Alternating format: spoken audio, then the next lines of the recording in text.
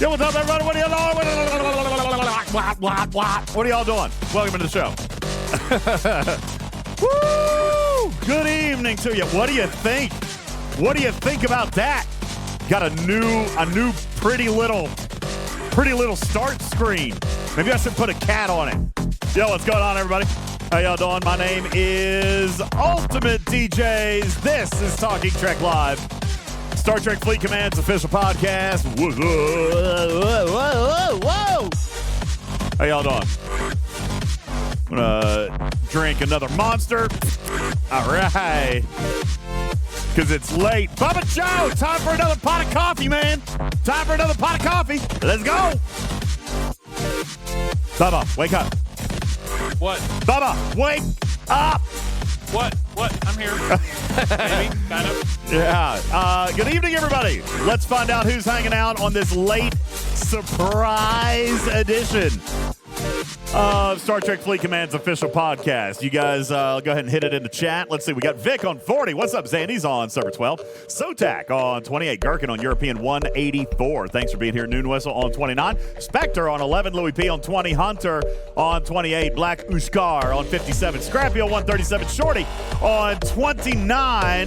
David on 136. Scarlet Hawk on 195. Corellia's on 13. DC Two Toes on 31. We got Griffin on 41. Doug on 38, Lost Keymaster on 14, Ginmon on 26, Balamam on 17, Carissa on 61, Alpha Zyper on 21, 2 of Borg on 92, Crushing on 10, Zerg on 61, Master Viper on 57, Razalon on 16, what's up? Chaos on 26, Johnny Walker on server 12. Cashnado on 21. Counselor Hef on server 20. Gave his days on 195. Thank you. Benny Hill on 42. Mixel Peopleix. I'm sure I'm not saying that right, Bubba Joe. On server 14. The Eck on European 134. Thank you. Guru Meditation on 58. What's up? Six Flash on 33. J. Carlo on 16. Let's see what else. Lloyd on 11. Ace and DC on 54 and 97. Budget Gunner on 38. Phase of Fiel on 56. And yes, Ripper, the chat is monitored. Good evening to you. 51 additional messages. How about you leave so it's not monitored What? anymore? No. 51 additional messages. Worry, I'm going to take care of it. Listen, we're going to have a fun time then. Yes, a fun time had by all. 52. Ripper's gonna take care of it. I know. Yeah, thank you very much for that. You could hear the quotation marks. In that, so. I could indeed. Good What evening, everybody. quotation marks? Welcome into the show. My name is UltimatDJz. Howdy doody, everybody. We've got 197 in our Discord audience, an additional 86 in our Twitch audience as we are simulcasting, as we are going to now try to continue to do, Trader. There was a tremendous response to this on the last show. And so people really, really enjoyed the fact that we offered up a video option. As a matter of fact, I even said, Bubba, that I was not going to publish a VOD. I said it. I said, listen, if you don't catch it live, you're not going to catch it. A lot of people said, oh, no, listen, this is better for me. And Griffin and I were talking about it. Hey, Griffin's on the stage. Griffin, what's up? We were talking about this, and you said, really, ultimately, what it comes down to is if people have additional options, it's just more ways for them to watch. You encouraged me to put up the VOD, as did you, Trader. You said, listen, maybe it's a little sloppy, maybe it's not quite right, but go with it, right?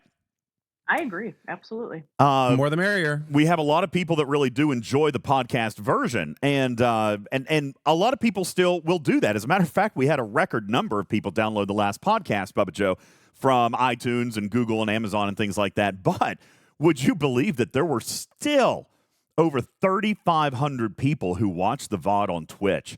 And that's awesome. It's crazy to me because it was not interesting in the least. But I do appreciate all of the diversity that our audience brings to the table, and if this is a preferred a way to publish the podcast, if people enjoy having the video option, you know what it was, Trader? A lot of people came and said, "Listen, I am more likely to consume that content, like if I'm at work and I've got it on the background of my computer or something like that, I'm more likely to be able to do that than I am on iTunes," which is funny because we've always thought that iTunes was the greatest form for long form content because people could listen to it while they're driving or working out or going, for a walk or something like that. But a lot of other people said, listen, I'm actually way more in on a simulcast version. So this is what we're going to do, Trader. Just 2 different mediums, and I guess VODs will be available due to popular demand, Trader. I wasn't planning on doing it, but you and Griffin convinced me, along with the dozens, if not hundreds, of people who messaged and said that they really, really like that. I appreciate it. That's awesome. So thank you, guys. I really do appreciate it. Good evening. Yes, I am, Zerg, watching both chats, which is crazy. All right. See, Benny Hill says, I listen to the podcast while walking. Bubba says it's a lot of walking. It is. It's a lot of walking. And we really do appreciate everybody being here. I can barely survive talking on the podcast for the entire time it runs, much less if I had to walk at the same time. I know. Well, I mean, I listen to it while I'm in the car. You guys know I drive a lot, so I listen to it in the car when I'm going. But, yeah. And, Lieutenant Fire, there will be a little bit of delay on Twitch. It's just inevitable. Anytime you're streaming, there's going to be a couple of seconds. It probably could get as bad as 5 to 10 seconds. On the video version, but there will be a VOD up, and we fixed that audio issue that we had last time, Trader. Right, Griffin? We found it. Griffin helped me go into diagnostics mode. We found it. So when we change scenes today, there shouldn't be any change in the volume. Did you guys hear that? Did you guys hear that? Did you hear that in chat? It's good. You fixed the loose nut between the chair and the keyboard? Yes, it was totally a me problem. Okay, it was. Oh wow, it was me. Good evening, Victor. Thank you for being here. Guys, I appreciate you all being here. My name is UltimatDJz. This is Talking Trek Live, Star Trek Fleet Command's official podcast. We have a lot to get to here tonight and a short period of time in which to do it because it is late. I had to actually work today a little bit later than normal. John was off today for his 50th vacation day this month. This week. Yeah. I'm kidding. I'm not. He was off. But I closed tonight. But I'll be off early tomorrow, so I might try to sneak something in tomorrow. But we do have a lot to get to tonight before Bubba Joe falls asleep. So, ladies and gentlemen, without any further ado, let's get into our stupid news. Ladies and gentlemen, live from all across the world, it is time for the Talking Trek Stupid News. Stupid. Yep. There we go. News. Oh. Where's my news? There it is. Chief tight end. The Chiefs tight end, Travis Kelce. I don't think Taylor's going to appreciate you referring to her bow like that. Yeah, Chief tight end. Travis Kelce poked fun at the NFL's Taylor Swift obsession in a Saturday Night Live cameo over the weekend. Taylor Swift herself took to the stage on Saturday Night Live to introduce musical guest Ice Spice this past weekend. And after listening to Ice Spice's music, everyone then decided that the Swift-Kelce coverage isn't the only thing or the worst thing on the airwaves. It's not the only thing that will make your ears bleed. Oh, I butchered that. I mean, there were so many missteps in that joke. It is not even funny. And you wanted to know why I didn't want to read the stupid news. I'm sorry. I didn't spend hardly any time on it today either. I very much rushed it.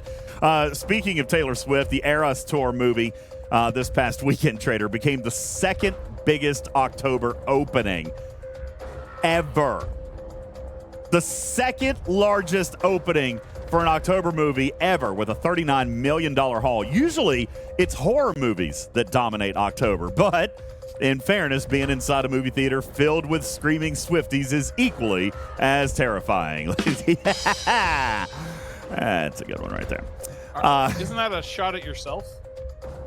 I haven't seen it yet. And that's where the sadness comes in. DJ. I haven't seen it yet. Am I going to see it? Yeah, probably. I mean, probably. Do you or do you not identify as a Swiftie? For sure. Yes, I do. And have you been known to scream before? Yes. What's your point? Okay, well, that joke was you. All right, fine. Justin Bieber is in the news. Justin Bieber reportedly dropped some serious cash, Trader, on a piece of art for his wife, Haley. And apparently this piece, the reason he bought it was based on nothing other than a random text message that she sent him. People are calling this the biggest waste of money since the last time someone paid for one of Justin's albums. That was my favorite one. That was my favorite one of the night. Oh, God. All right. And now to transition to the PG-13 portion of the show. The Japanese city of Kyoto, Trader, is now selling obsolete manhole covers. Like, in the street, like, a manhole, like this big piece of metal that covers up a hole in the street, right?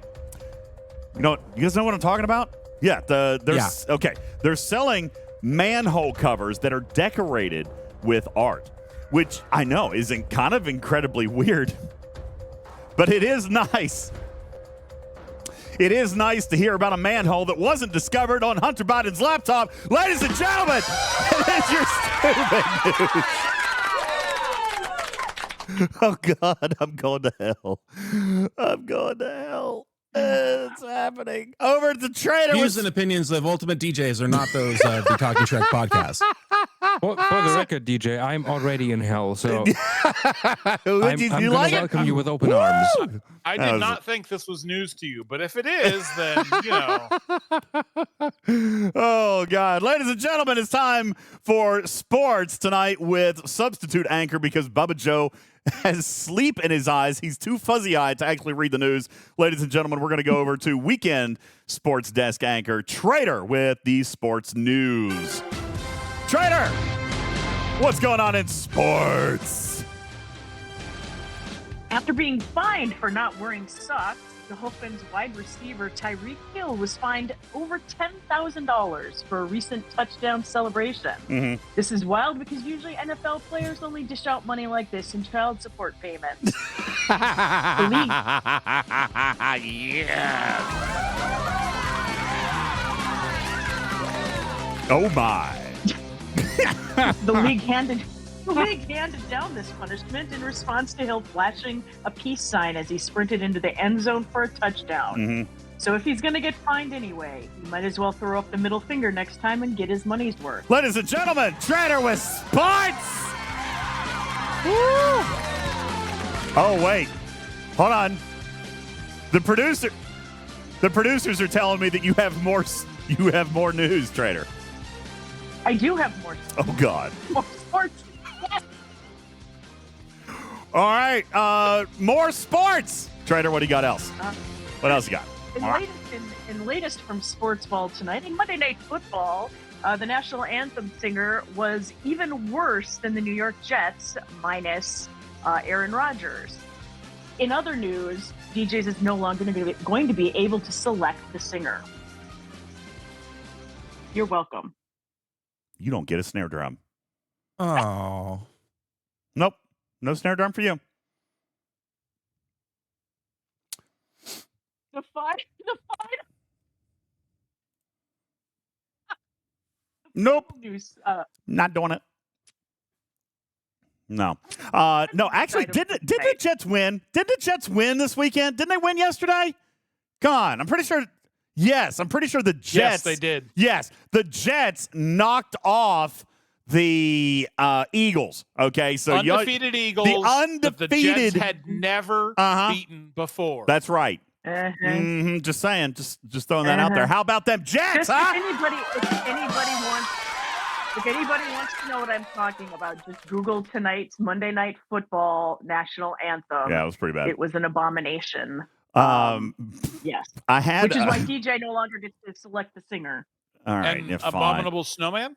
There was one more. There is one last. I do have another. This story, one, DJ. this one might cross the line from rated PG-13 to rated R.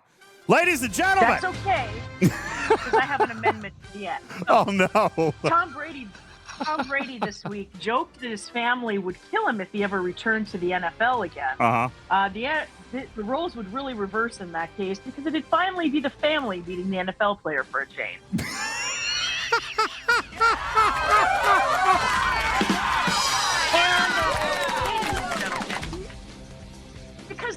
violence really isn't funny, and October is National Domestic Violence Awareness Week. If you need assistance, 1-800-799-SAFE is a way to get assistance. There you go. See? Making parody and addressing the seriousness all at the exact same time. That is professional satire comedy. Thank you, Trader, very much. Appreciate it. Ladies and gentlemen, that is your stupid news. That was savage and cringe and terrible, and just goes to show you that my mind is in an incredibly dark place these days. It is. It is. Yes, it is. Sorry. Trader knows that. I actually messaged her this past weekend. I had a particularly challenging weekend. I haven't even actually told Trader exactly why, just that it was frustrating. But yeah, one of these days I'll talk about it. Anyway, good evening. You don't have to talk about it if you don't want to. I will one day. I'm not ready to. Not ready to, but I will. I will one day. Ladies and gentlemen, appreciate you guys all being here. Welcome into the show. Bubba Joe, good evening to you. Welcome in. Hang on. Let me cycle my lat minor real fast, if you don't mind. Give me just a moment here. All right, Bubba Joe, listen. All right. I am going to go on the record. All right. I'm going on the record right here and right now. Benny Hill says, how about that 15-hour mining event? Bubba Joe, true or false, you and I have not discussed this event. True or false? We have not discussed this event in detail. We have not discussed this event. I am fully prepared to take the backlash from the community on this. By the way, I didn't write the event. All right. However,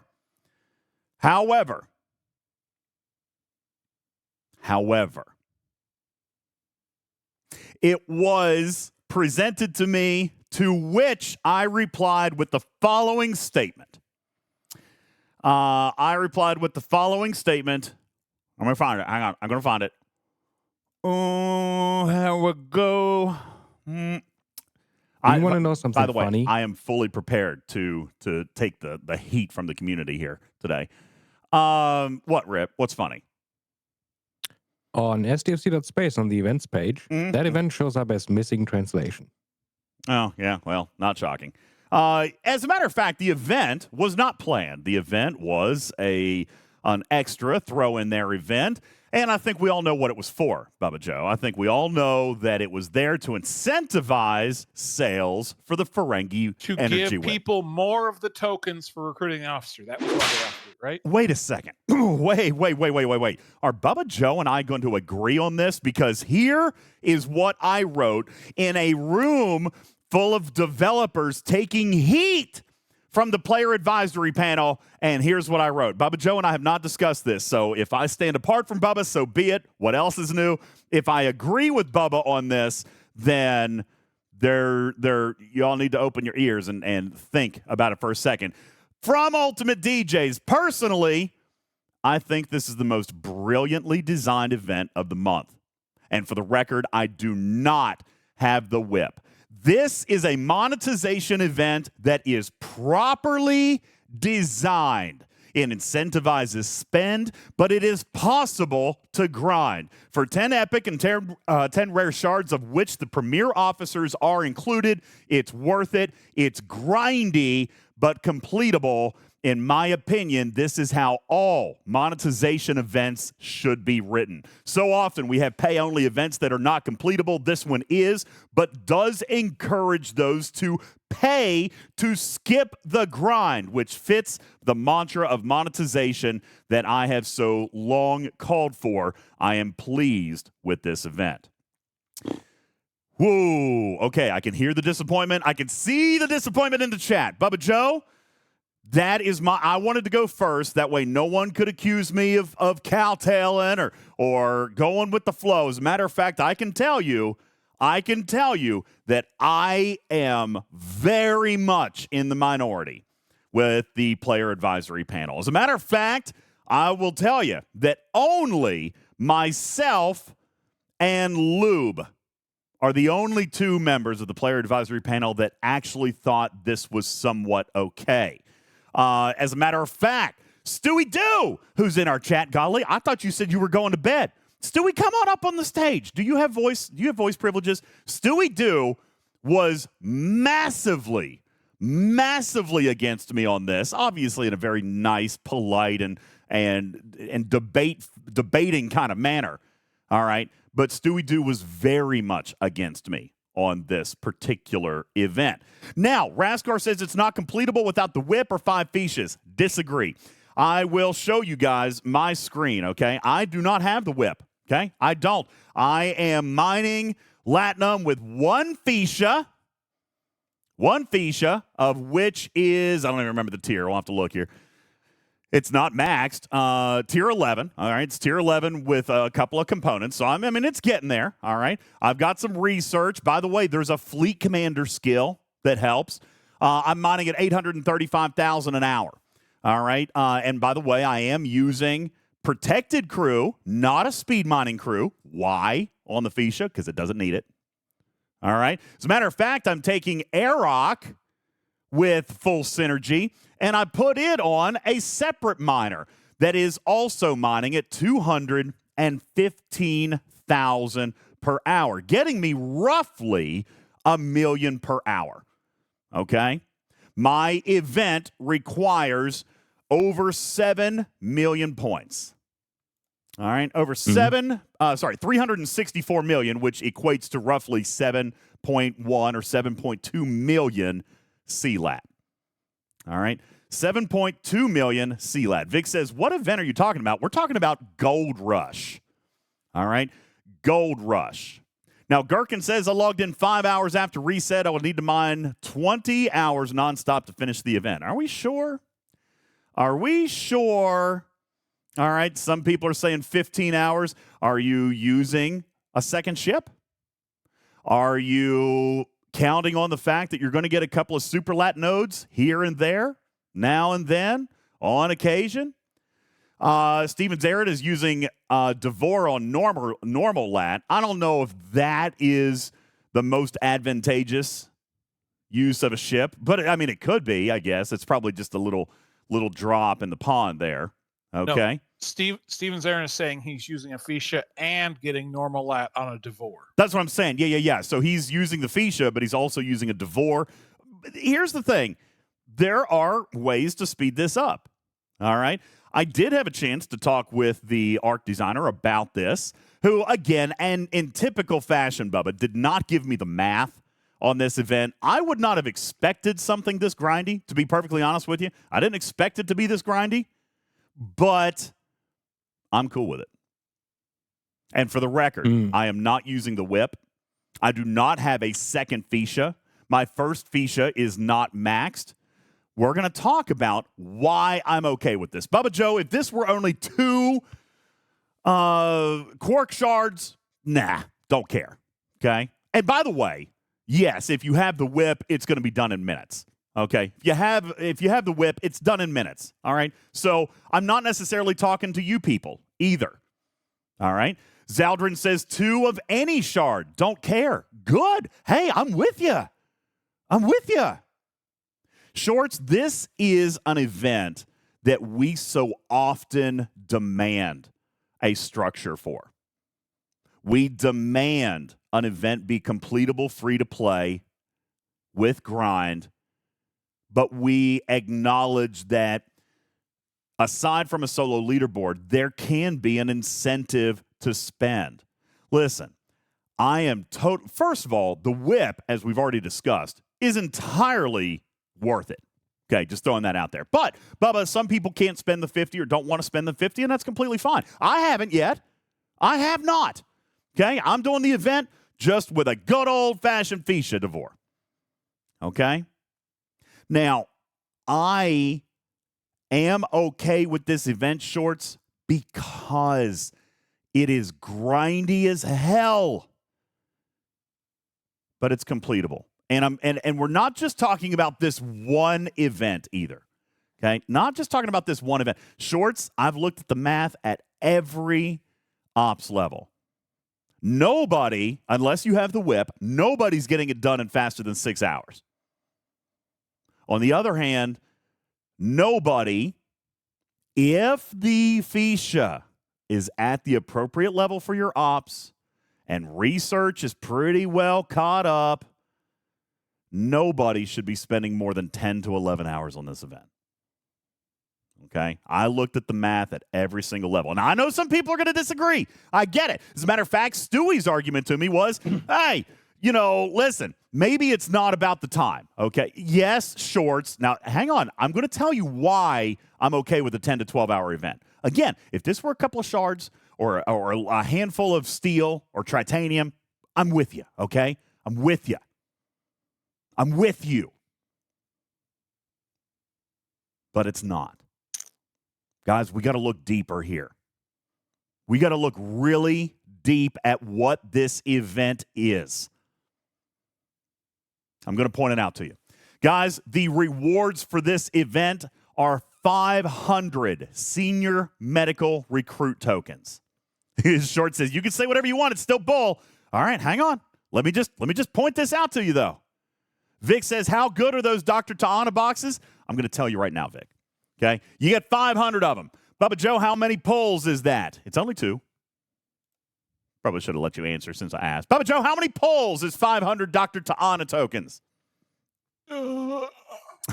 It's 2. Get another coffee, buddy. Get another coffee. Okay? It is 2 pulls. You get 500 Dr. Ta'ana tokens. All right? And you're going to come in here, and what are we going to get? We are going to get, out of those 2 pulls, we're going to get 20 shards. 10 epic, 10 rare.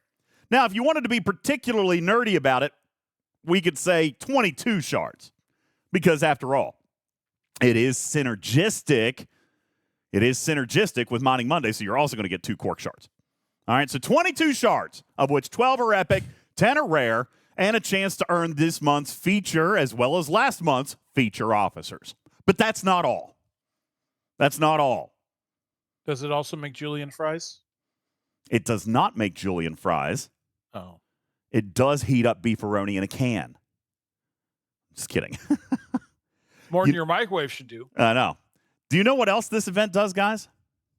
And by the way, Bubba, I'm still hesitant to talk about this out loud. We've been telling people to only pull 4 chests. I'm seeing it all the way down. All day today, I'm seeing people get not 200, not even 300, but they're getting 400. 400 Dr. Ta'ana unlock tokens. Can somebody tell me what the value is on Dr. Ta'ana unlock tokens?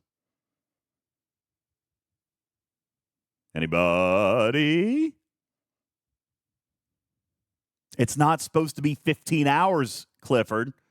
If it is 15 hours, then you're a little bit behind. Okay? Lloydson says 0. Hunter says 0. Killer Penguin says 0. Rex Caliber says 0. Unless you're getting 4,800. Oh my gosh, people! It's actually not $100 either. K9. All right. Delurch says the value is 0 unless you get to the 4,800. Okay. All right. Fair enough. Guys, how many tokens do you have if you finished the heroic solo milestone last weekend?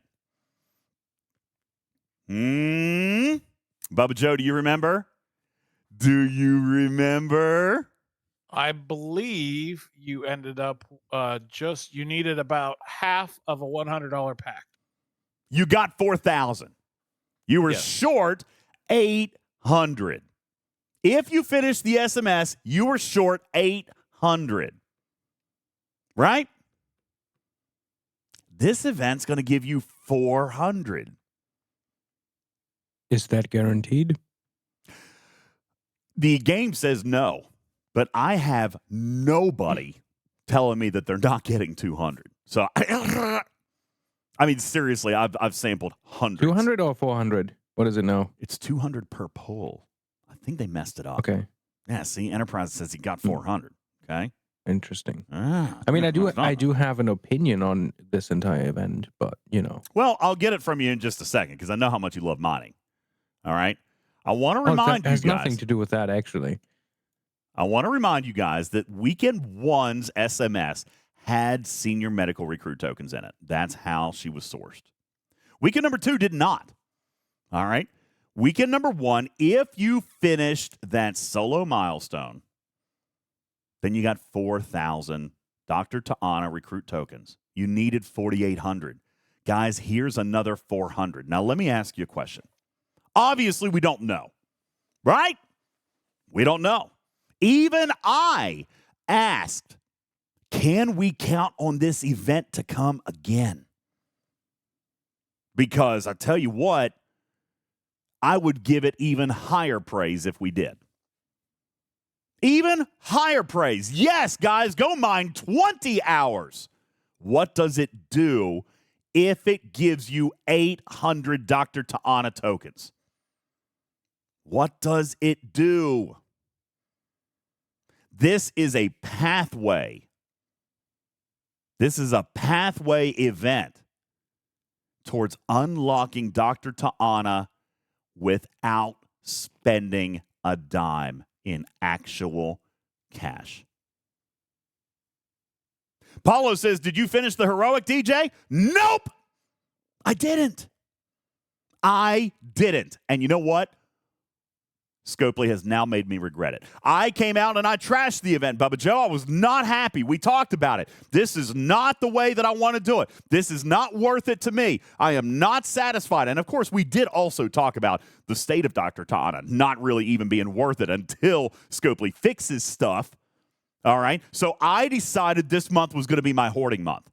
All right? I decided that until they fix something, it's one of those things, Bubba, where, like, I'll believe it when I see it, right? But for people who did want to invest in Dr. Ta'ana, if people did complete the week 1 SMS, and by the way, there were some,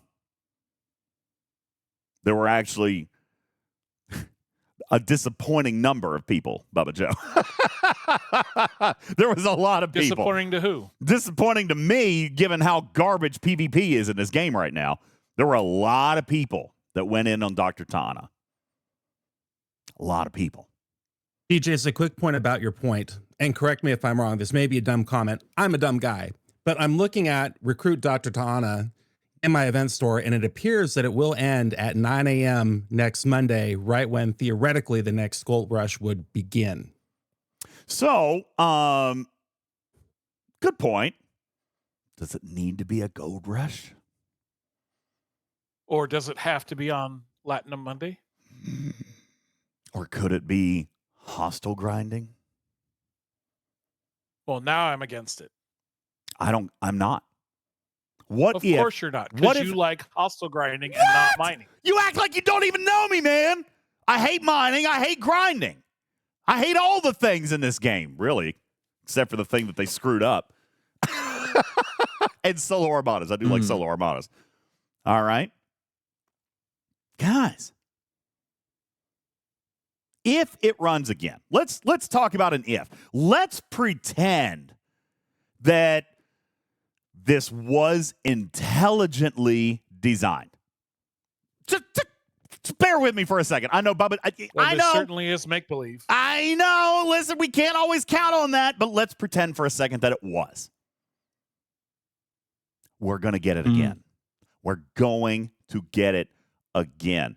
And if we do, community, that is, if you valued this officer, if you decided that you wanted to spend materials this month, if you completed the week 1 SMS for no other reason other than progression, you now have an opportunity to unlock the feature epic this month without dropping a dime through engagement only. And guys, I get it. You might say it's not worth it.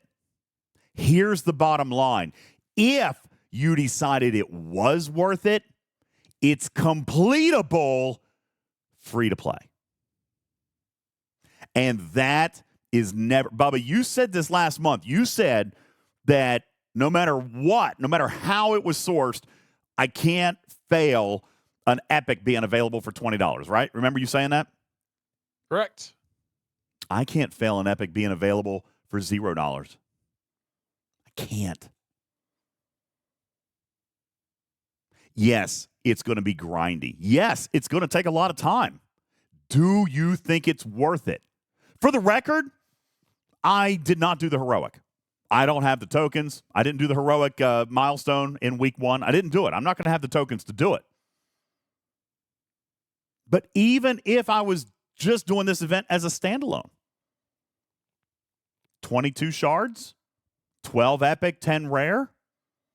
Bubba, is that a typical payout for a normal 40-minute engagement event?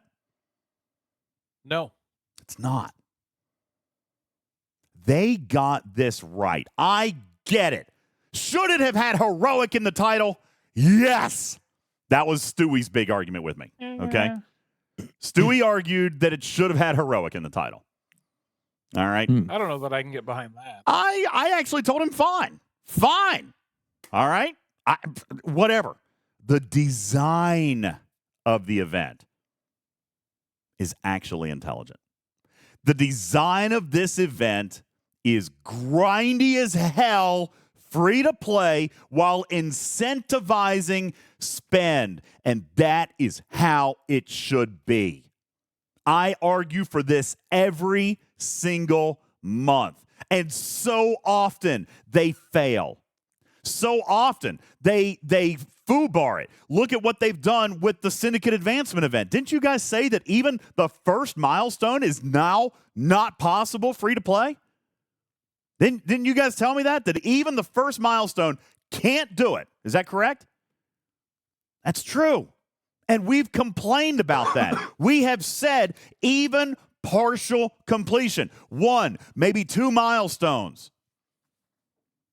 Take a look at this event. Granted, it's not labeled heroic. I'm fine with that. Okay, I hear you on that. But yes, maybe it does take you 10 hours to do the big milestone. How long is it going to take you to do the small milestone? The second milestone. Actually, you need the third one. You need the third one so you can get at least 1 pull. 4 or 5 hours? Maybe 6? And that's good for 10 officer shards. The beautiful thing about this is that you get to decide the worth. You have the choice. If you don't think it's worth it, great. Save yourself some time. But if you thought it was worth it, if you were a person who was chasing Dr. Ta'ana from the beginning of the month, now you can do so without spending. And guys, I have fought that battle for 2+ years. Free to play path. I don't care if it's grindy. I don't care if it takes a lot of time. I've said that. You've heard me say that. I don't care as long as the path is present. The path is present. All right, Ripper's going to disagree with me, and then I'm going to come to Bubba because I suspect that Bubba's going to agree with me. Ripper, go ahead. So, I don't fundamentally necessarily disagree with you. There's problems with all of this because none of that is clear and nobody knew this was coming. That's a bit fair thing. That's fair. But I think this is how to phrase this without being super offensive. Just be a normal amount of offense. Yeah, just be your normal self, Rip. Don't be extra rippery. So when we are just coming off a mid-month patch where the only thing they did is add paid-only content because the bug fix they said they fixed didn't work, from what I've heard. What did they say? We had a mid-month patch. 59.1, which fixed the battle logs when station attacks. From what I've heard, that didn't work. It did not. No, station logs are still blocked. They announced a bug fix, and the only other things that were in that patch were paid-only content, and then you drop an event like this. I think that timing is, for a lot of people, maybe received not in the best of light. I don't disagree. Based on the outrage that I saw in the Discord today, I don't disagree that players didn't receive it well. But also, if you take the context on where we are right now, and then you do this, there could have been maybe more consideration on the current sentiment in the overall player base based on what has happened and what the current state is. is my opinion. I don't fundamentally disagree that this is a path, but dropping something like this, which basically is like, oh, you're either going to spend an obscene amount of time for a mobile game to get something, or you spend money.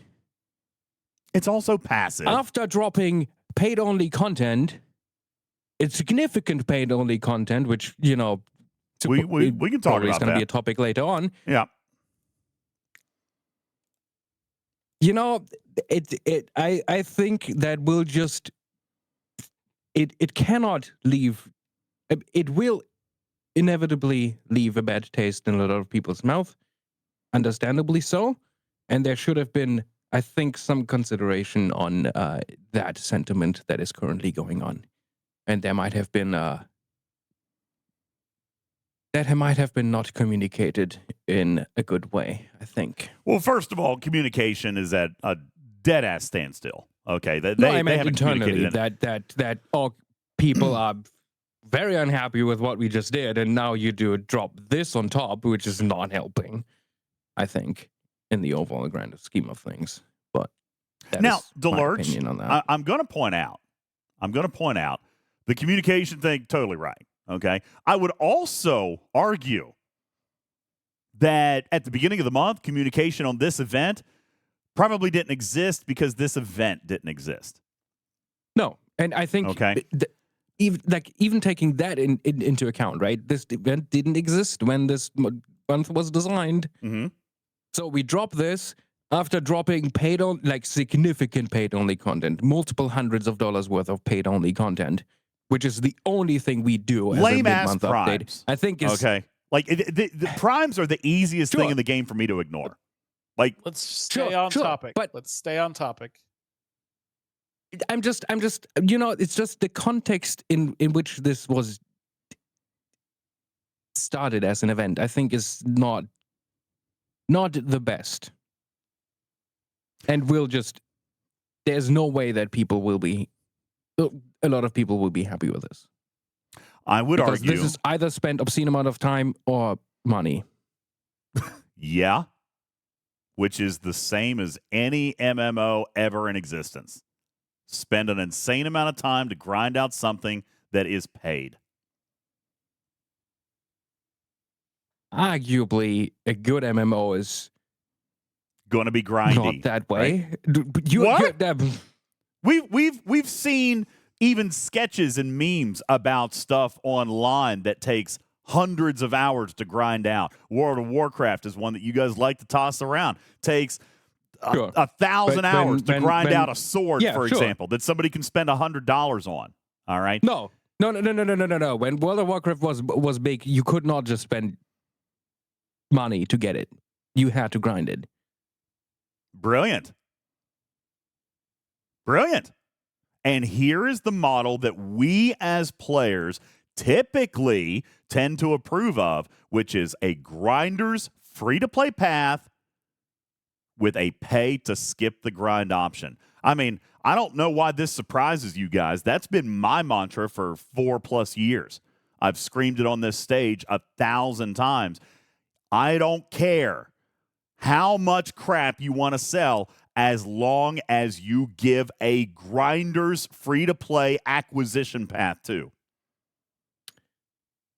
Thing is, player sentiment is still very important in that context. You might not care how much they want to sell, but a lot of people do, because we just sell more and more and more.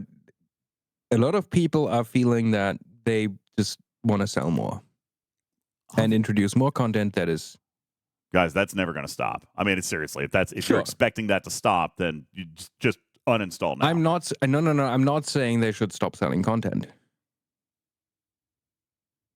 What I'm saying is a lot of people are they're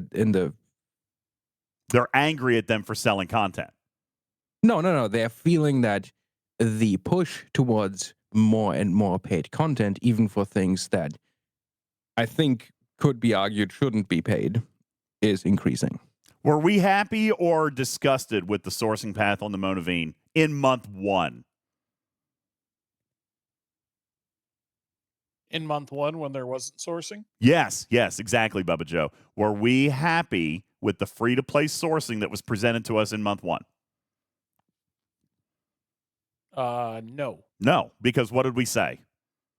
Because there wasn't sourcing other than paid. Yeah, and what did we want? What did we demand? We wanted it all, and we wanted it now. Well, fair, yes, but we logically, What? objectively. No sound alert? I'm really upset at you. Sorry, God. Let's see, where is it? Wrong. See, I wasn't prepared. I didn't have that one pulled up yet. Let's see. Come on. You got it. You set that up and were not expecting that response? I was not expecting that response. No, what people wanted was a transparent, free-to-play Grinder's Path. How many times has Karkin been on this stage and we've talked about, like, I need a path, and I want it to be faster than 100 days. I'm good with a path. Putz has said the same thing. I'm good with a path. I'd prefer it not take 6 months to a year, but I need something tangible. Yeah, DJ, I'm good with the path, but, you know, it would have been nice at the beginning of the month if they said, hey, if you do these 3 events that we're going to, you know, these 3 heroic events that you'll get a free unlock. I probably would have engaged in the first one, but I saw the first one go, okay, I'm not going to get all of it. 1,000%. 1,000%, Putz. I agree with that. That was part of my conversation today when I learned that the event was supplemental. All right? Golly. And that's why I said this is a brilliant event. This event actually would incentivize spending. If players knew that this event was coming, Bubba Joe, I guarantee that they would have spent more materials in week one. Putz, if you knew that mining 20 hours of CLAT plus spending 30 million points was going to get you Dr. Ta'ana, or let me rephrase, maybe not necessarily Dr. Ta'ana, because, again, she's kind of worthless right now, but the month's feature epic. Even this month, DJ, I would have planned differently. I did not spend a single material during that because I looked at I was like, meh, I'll wait for the second week. And I went heavy on the second week. And now we have this event. And I'm like, well, at least I don't have to mine for 20 hours because I didn't do the first event. That's the only silver. Fair. And again, guys, I didn't do it either. Now, I believe because week one was probably less than stellar in their performance, because week one was not great in its performance, is probably why we got this event. All right? They needed to boost sales a little bit. They needed to push sales a little bit. And this event as a standalone, I could understand the argument of it not being worth it. I didn't do the week one SMS, and I'm still going to complete this event without the whip. Because it's 20 shards, 22. It's 22 shards, 12 of which are epic. And as Bubba Joe pointed out in week one, those officers are not bad. The officers in that recruit chest are okay. Jimmy Jam says it's worth it. E Double Sharp says it's worth it. Okay? Not bad, not great, says Dragon Keeper. All right? Zero Signal did the event. Look at him. He did the event today and picked up, it looks like, almost, 8 officers that aren't maxed. You only got 700 transporter patterns out of the whole thing. That's actually a good haul. Okay? Now, Hammer says, nope, not with 1 Fisha and 15 hours of mining. And again, I'm gonna tell you, Hammer. Listen. PM me afterwards. I won't answer until tomorrow. PM me afterwards. We can double check this math, but it shouldn't be taking you 15 hours. Okay. Secondly, are you only using 1 ship? Because guys, use your heads. Even if you only own 1 Fisha, you should be mining with 2 ships. No ifs, ands, or buts about it. Okay? I mean, when we do faction hunt, what do you guys, Dragon Keeper says, I only have 1 Fisha. That's my point. Okay? Oh, now we're going to talk about row. We're going to talk about open nodes. Seriously, we're going to talk about node availability. Kill them. I guarantee you if I look through this system right now, I'm going to find a 0 node. Let's check it out. All right. I'm mining. I've got 2 ships in Vola. All right. Let's just pop around and see if I can find zeros or OPs. Guarantee they exist. All right, we'll check. I'm just going to check for zeros first. And there's only like 8 nodes in this system. Well, you're looking to catch newer players up. A lot of newer folks don't know or recognize Arik does not belong on your Fisha. If you have Arik and that crew on your Fisha, it's got to go on your best mining ship. And that'll give you a similar to Fisha performance. So that's the tip of the day for you new players out there. Okay. Do we need to teach on this? Let's teach on it, Bubba Joe. Arik does not belong on the Fisha. Arik belongs on your best miner. No, you're right. There's no 0 nodes. But if I take the time to scan them all, I'm going to find something over cargo. And by the way, this is one system. Boom, over cargo. Second node I checked. Well, there's one. All right. I'm not going to keep going through all this stuff. Guys, come on. You're making excuses. Play the game. And play the game smartly. Let's talk about crewing. Arik does not belong in your Fisha, guys. As a matter of fact, if you guys are struggling with nodes, what should you put on your Fisha? Let's ask this question. If you're struggling finding a node, what should you put on your Fisha? Go ahead, Bubba Joe. What's the answer? You should put Freeman, Honor Guard Wharf, Lorca. No. Winner. Okay, that's fine. I wasn't going with that, but I will give Bubba Joe a winner on that one. Where's my little There it is. I'll give Bubba Joe a winning on that one. But I wasn't going there. You know what I'm going with? Maximum cargo. Maximum protected cargo. Why? Yeah. Max protected cargo. Why? Why? So you can fall asleep and not wash your Fisha?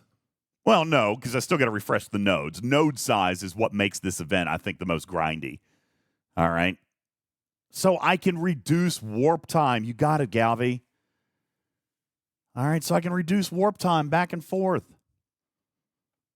Arik, therefore, belongs on your non-Fisha best miner because it's going to give that non-Fisha Fisha-like speeds.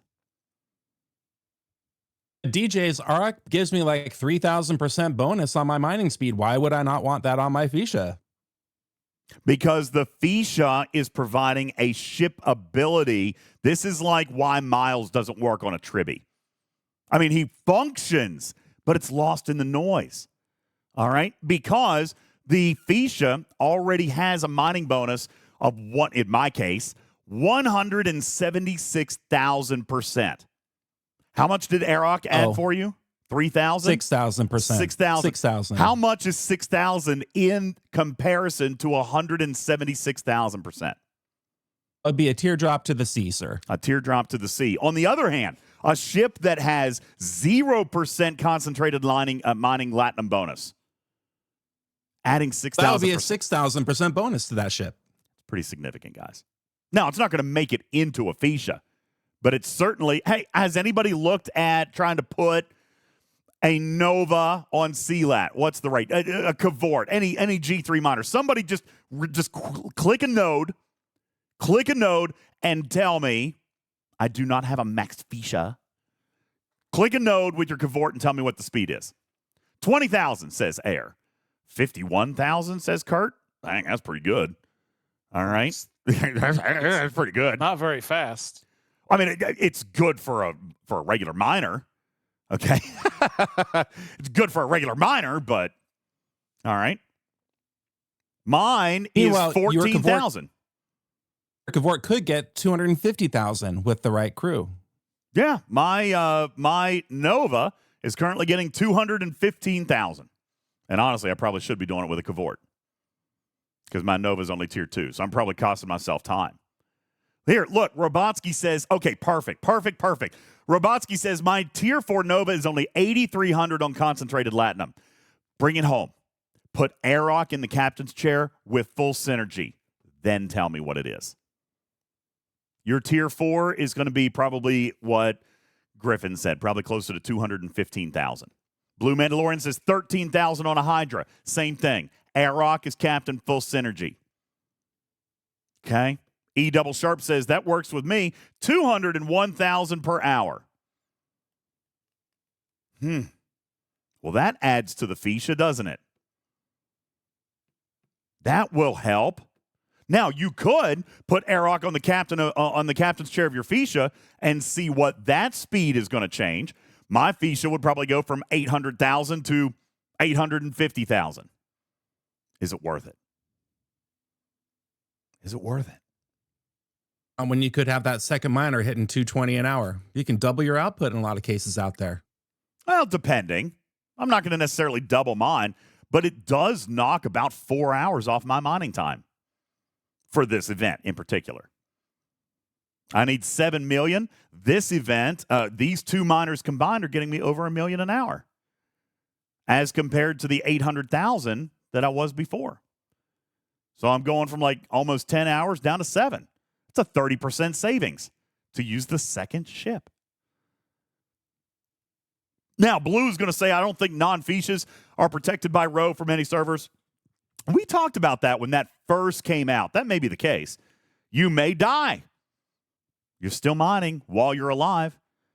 All right. So, and if you're using a speed miner, there's arguments to be made there. Now, again, I'm not advocating for politics on your server. I'm just saying there's an argument for a regular miner with Airrock. That's why he was there. Go ahead, Bubba Joe.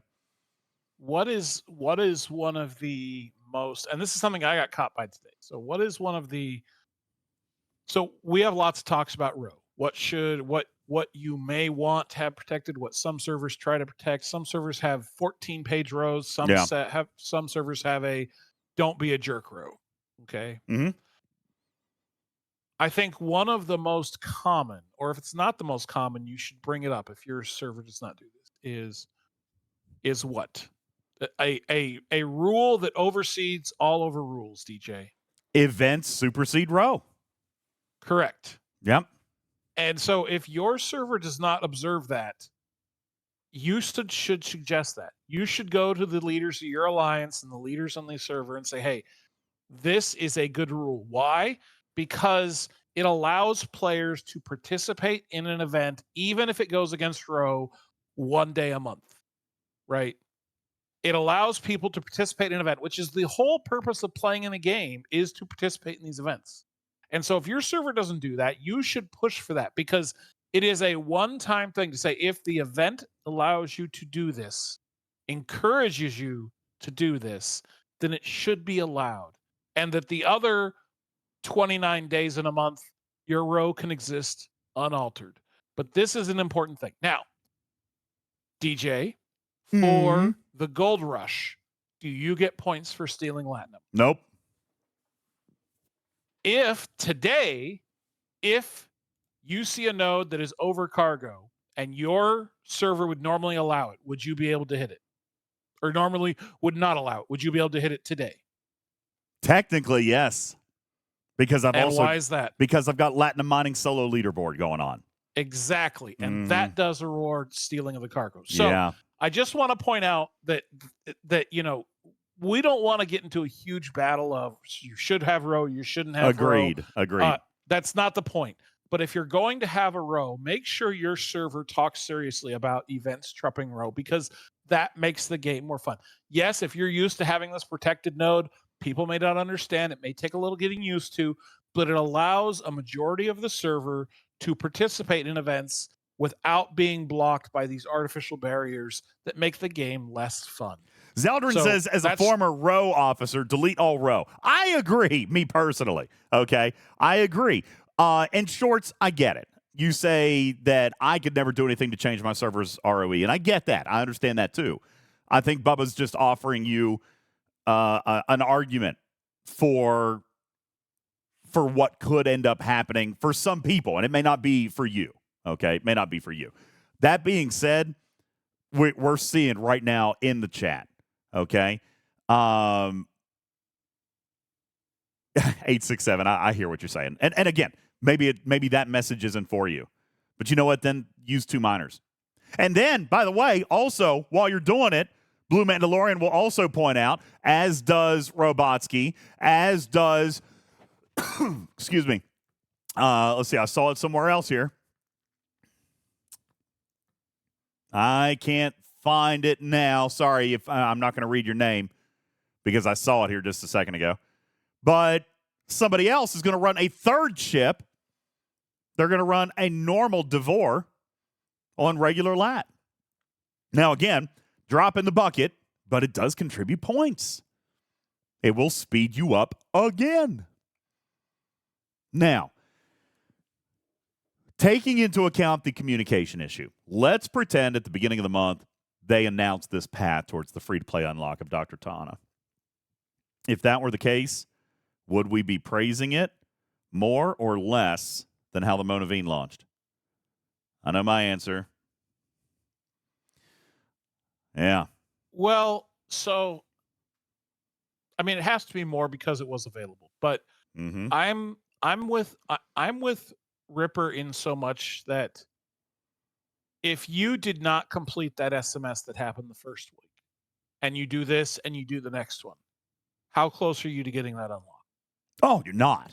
If I didn't do and week I think one, that's a disservice. Well, I think that's a disservice to the players, and I think that's something. Again, this is an old song, okay? That Scopely needs to be better at communication. This is an old song. We sing it all the time, okay? But that's the only thing I could say is the negative towards this, right? Because this is helping you get more valuable officer shards. Hopefully, some of them, or more than any other individual officer, are Ta'ana. And if they do another one of these, now if they don't, okay, now this is the point I want to make. If they do not, then I am going to crucify this event because this event didn't do anything. I'm going to disagree. You still have to spend money to unlock Ta'ana. I would agree with that with respect to Dr. Ta'ana. If it's a standalone, and this is what I'm going to encourage, because you know what? Right here, right now, I am presenting a lot of what ifs. I see people saying that in the chat. Well, there's a lot of what ifs here, DJ. What if it runs again? And what if that? And what if you did the first SMS? I get it. Why, then, would I be trying to complete this event if I skipped week one? Why? Because we don't know what's happening this weekend. Well, I skipped week one, though. There's no way I could, even if we got this event again, I'm only going to end up with 800 tokens. Why would I do it? Because we don't know. Listen to what I'm saying. Because we don't know what is happening this weekend. Oh, you think there could be more? Okay, I see what you're saying. That's not why I'm doing it. Why I'm doing it is in a silo. 22 officer shards is worth it to me. For not actively doing anything. I've been mining Latinum while I've been on the show here with you guys. You guys have been watching it for those of you on Twitch. I've got 2 miners out. I don't even have a Devore out. I bet that was riveting. Yeah. Well, most of it's been on my face, but I just hit the button so they can still see. All right? That's what I'm doing. All right? It's not active.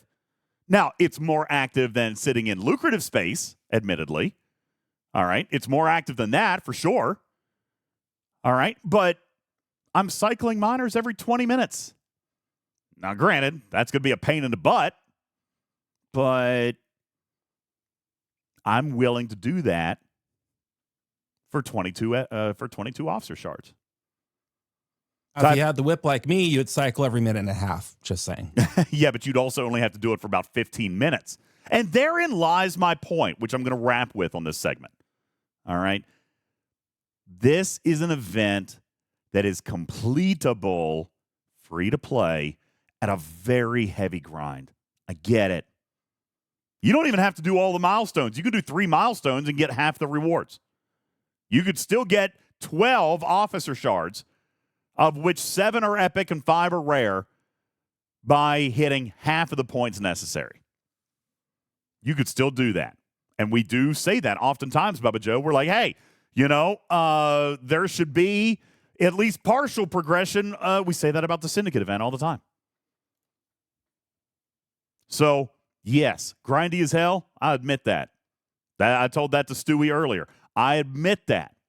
It is grindy as hell. Guess what? It's still completable without spending. And this, in my opinion, maybe not 10 or 12 hours, okay? I'm not going to say that this is the right way to do it, Bubba Joe, but the model is sound. It's completable at a heavy grind, or I can pay to skip the grind. At its core, this design philosophy makes me very happy. I get that it's going to be difficult, and I further get that a lot of people don't think it's worth it. That's what's beautiful about it. You have the choice instead of the choice being made for you to swipe a card or sit out. And that is why I have to be okay with it. I don't even have to be okay with it, Bubba. I praise it.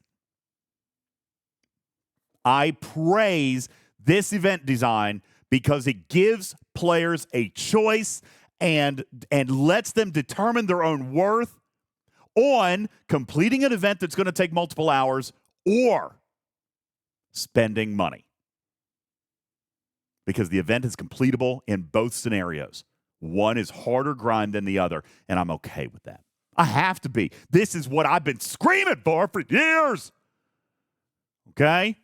That's what I've been screaming for forever. Bubba, final thoughts on Gold Rush. We'll take our break, and then we're going to come back and talk about these primes for a few minutes before we wrap up. I do not think I can add any significant about Gold Rush. I think that everything has been said. Fair enough. Rubtree says, how much is 10 hours of your time worth to you? I guess I'm answering it. 7 hours of my time, of which, by the way, I'm only cycling. I'm not doing anything. To be honest with you, can I be honest? I'd prefer that you lie. This right here is more preferred to me than Faction Hunt. Yes. Why are you hitting hostiles for Faction Hunt? Because I can't always tear up everything. Okay? Sometimes I have to hit hostiles. This event is preferred over. By the way, we're talking about taking multiple ships out and mining CLAT. What do you guys tell me to do during Faction Hunt? Hey, man, just take out 5 ships. You don't even have to have good crews. Just take out 5 ships and just grind the piss out of them. Yep. You know what I tell you?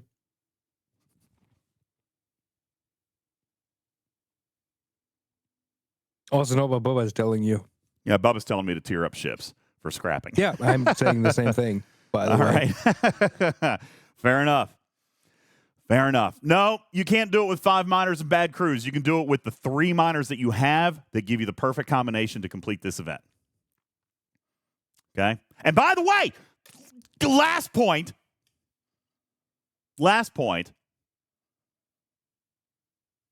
Additional fiches are free to play for those who were wise enough to invest in them in the event store, of which I'm not one, FYI. I'm not making fun of anybody. I hate Latinum mining. I don't like it. I don't participate in Mining Monday. Don't care. Yeah, I wouldn't call that wise. Some people do, though. Why do people have 5 and 6 and 7 fiches? Bubba, how many fiches do you have? I have 4 in total, I believe. 2 of which are maxed. 2 of which are maxed, 4 in total. Why? Because that was what was required to participate and compete in Latinum Monday. Guys, I want to show you something super fun just for a second, which we are going to talk about on the other side of the break. The legacy reel, in which, ladies and gentlemen, in the graphics room, you will find Bubba Joe's chief superlative for this game. Bubba Joe loves Mining Monday. Therefore, he built additional miners so that he could be competitive in said Mining Monday. Yes, Bubba Joe is an expert miner. That's what the legacy reel said. All right? Bubba Joe is an expert miner. Some people have No problem with this event because they are like Bubba Joe. They like mining, so they've already invested into the tools that will allow them to mine faster and more ridiculous amounts of whatever. Bubba Joe, do you own the whip? I do own the whip. Not encouraging spending, by the way. Before the whip, he had 4 fiches, 2 of which were maxed. Those are available in the event store. By the way, none of which had left my dock in like 18 months. Because he doesn't have to mine it anymore. He's got hundreds of millions. All right. Just throwing that out there.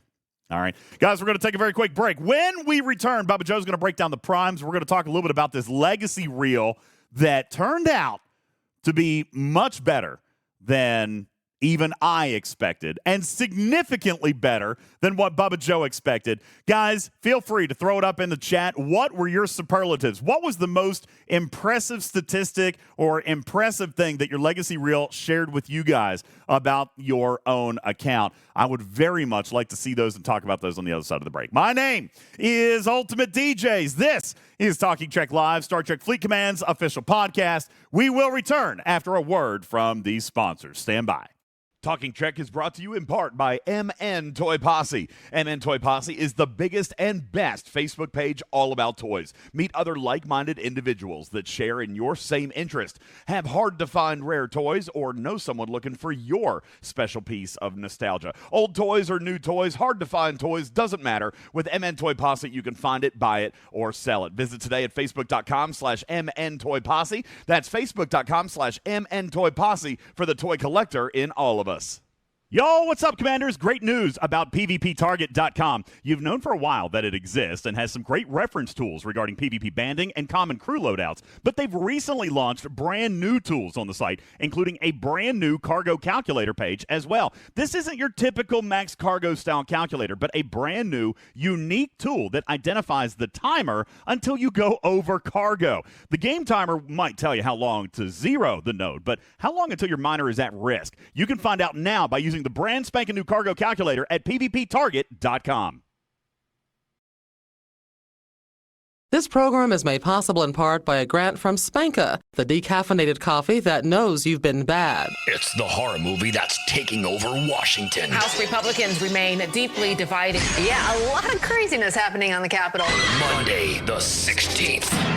Will someone take control? Some Republicans still say that they will only vote for Jordan. Candidate can only afford to lose 4 votes. Or will chaos reign supreme? But a handful of Republicans are still standing in the way. House Republicans remain deeply divided. The nightmare in the House continues on Monday, the 16th. They will not be able to do anything in terms of legislation. And keep a lookout for the sequels. Tuesday, the 17th. Wednesday, the 18th. Thursday, the... You get the idea. It's time now for Stoned Movie Reviews. Stoned Movie Critics for Stoned Moviegoers. It's the one we've all been waiting for. Taylor Swift, the Eras Tour. Hey, whoa. I thought we reviewed movies, man, not concerts. We are, man. It's a concert movie. Hey, how did they get all those people in a tiny movie theater, man? I mean, I saw Motley Crue once in a dive bar, and I thought that was tight. Dude,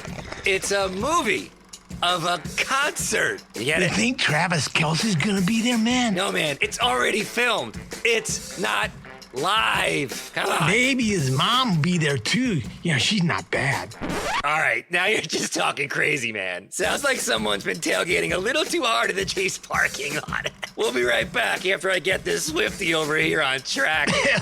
I hope I can get a seat next to the soundboard, man.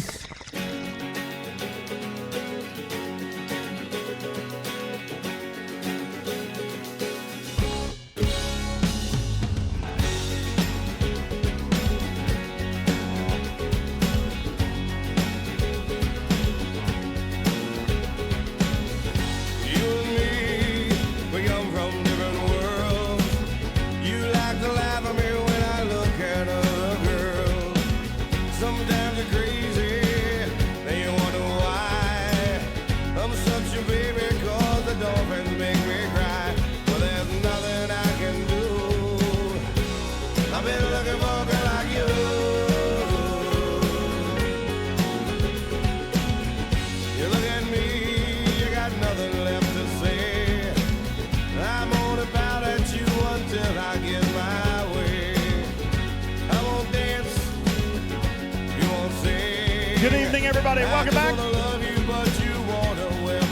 Bubba Joe, this just makes me happy.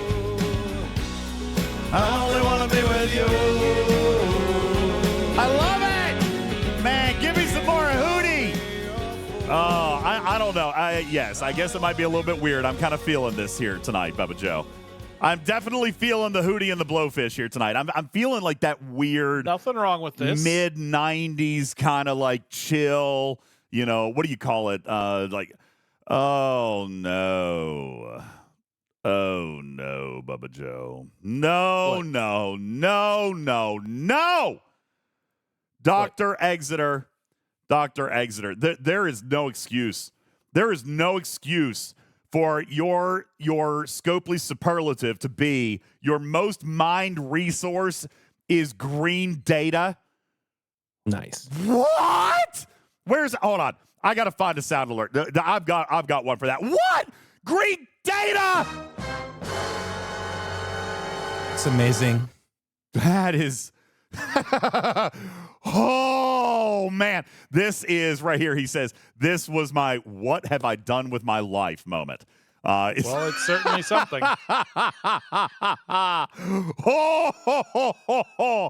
That's how you get the title, the 12-second man. Oh man. Encoded data. Woof. Yikes, man. Yikes. All right. What else have you guys have in here? Avid researcher. PvP fighter. Bubba Joe had expert miner. A lot of PvP fighters in here. Good to see. I like it. Unfortunately, I did not get PvP fighter, Bubba Joe. I was disappointed in. Well, I mean, I guess I'm not disappointed, but no, you got thief. I did. I got base raider. Anybody else got that one? I'll throw it in the graphics room. I got base raider. That's the one that I got. How about the rest of you guys? Any others in there? Mega expansionist. What is mega expansionist? I have no idea. Yeah, I don't know what that one is. Mega expansionist. PvE. So I've seen destroy? Mega Expansionist. Trek Fanatic.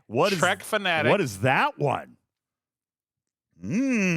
Trek Fanatic is just maxing everything. Vic says just max everything. All right. A Mega Expansionist might be in building upgrades. Okay, I can see that. Blue Mandalorian says Mega Expansionist is just the best players.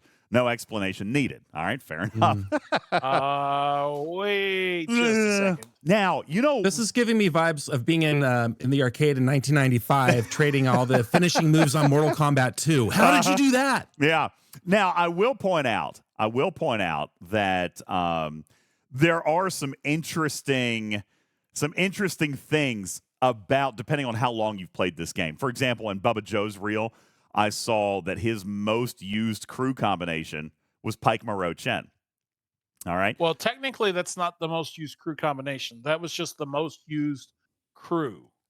So okay. I've seen some others that are like here's Pike, one, Pike Chen and Moreau. 511 and someone else. Yeah, I've seen some of that.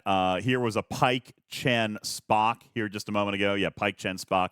Mine also said Pike Chen and Moreau as most used officers. Now, what this legacy reel does is it takes all of your time, all the way since you started playing the game, and totals up these stats, however much time Pike, Moreau, and Chen has spent active in space compared to the other crews.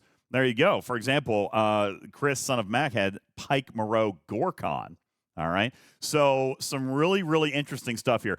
I am going to say, Bubba Joe, I am so pleased with the legacy reel. Maybe Bubba Joe, by the way, Bubba Joe was well, he told me yesterday, you've been taking a lot of weekends off. Like, are you feeling okay? Like, is everything all right? And I said, yeah, no, actually, I just wanted to recharge a little bit. And, you know, in all fairness, I know that I've taken more Sundays off than usual this year, but we've also done a lot more content. We're doing a lot more content. And in fairness, Scopely has been particularly frustrating this year, Bubba Joe.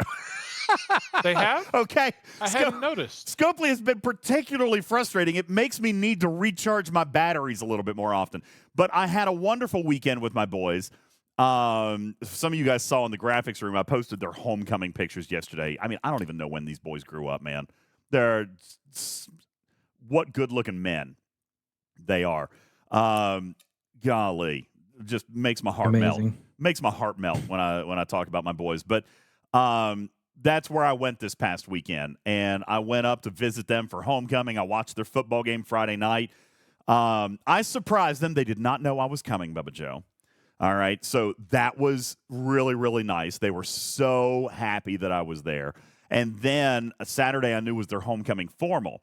So I took them over to the mall, got them a couple of things that they weren't going to get, but that I thought they might have needed just to be a little extra spiffy looking. Like Noah's dress shoes, they were actually about a size too small. I had bought them for him for my sister's wedding that we had gone to like 2 years ago. Well, he's a 16-year-old boy. He ain't wearing the shoes he was in. He's like, no, Dad, I can do it. It's fine. I'm like, dude, that is going to hurt after a few hours on your feet. Let's just get you a pair of shoes. So we got the extra shiny kind. The extra shiny kind. Look at Noah's picture in the graphics room there, man. Look at how shiny those shoes are. And then Landon sends me a text message. Because actually at this particular moment, I was back at my hotel just kind of chilling out. And he sends me a message. He was like, Dad, I can't tie a tie. So I tried over FaceTime to teach him how to tie a tie. That wasn't working. So I just got in my car and I drove over to his mom's house. It was like a 7-minute drive. And I went over there and I taught him how to tie a tie. Like, that's kind of a rite of passage kind of thing, So core memories you'll have the rest of your life, dude, as will they. And I'm crying hearing this. This is amazing. Thanks, Griffin. It was such a good weekend. And so then, okay, you want to cry? Then I'll tell you this, Griffin. Because while we're at the mall and I'm getting them their shoes, and I got Landon another pair of pants because Landon, my goofball oldest son, he put his dress pants in the dryer with towels. Whoops. So they came out and there was like tiny little, towel balls all over the pants. He was like, "Oh man." He was like, "Hey, can you get me a lint roller?" I'm like, "Dude, you could lint roll that thing for a week and you're not getting all them towel balls off." All right. So I bought him a new pair of pants, just silly little things like that. But while we were shopping for this stuff, at one point, I don't remember who mentioned it first, but they came up and said, "Dad, if we change our plans a little bit tomorrow, like if we stagger our picture times," because they each had pictures with their girlfriends at different locations, but they were going to do them at the same time. They were like, "Dad, if we stagger our photo times a little bit, will you come and take pictures with me?" It was over. I cried. Oh man, it was all over at that point. They were like, "Dad, you're here. Will you come and take pictures with us for homecoming?" I was like, "Yeah." So showing up for them and surprising them and being there for them that weekend, that's the dad I always wanted and I didn't have. So I'm just so blessed. They're so blessed to have you, and thank you for sharing that story. I appreciate it, man. Thank you. But I didn't have anything nice to dress in, so while we were at the mall, I had to buy a dress shirt and a new sport jacket. By the way, okay, can I just say this for a second? This is going to sound dumb. I have never heard of a department store called Boscov's. You guys heard of Boscov's? Holy crap. Nope. That place is freaking huge. They've got one in the town where my kids live with their mom. It's like a JCPenney's or a Sears, but it's the biggest. It is the biggest version of any department store I've ever seen. They have stores within the store. They have the home store, then they have the clothing store, and then they have the appliance store. And by the way, these are actual segmented stores inside a store. It's Boscov's. I think it was BAZCAV or something like that. Not to be confused with Paul's and Balls.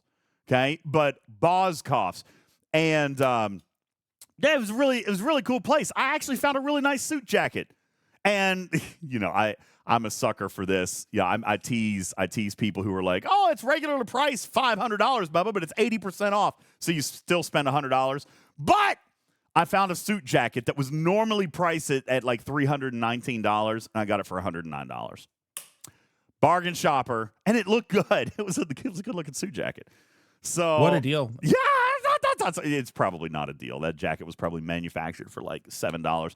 But it was nice. All right. Yeah, Dragon Keeper says, I got that same jacket for $15, DJs.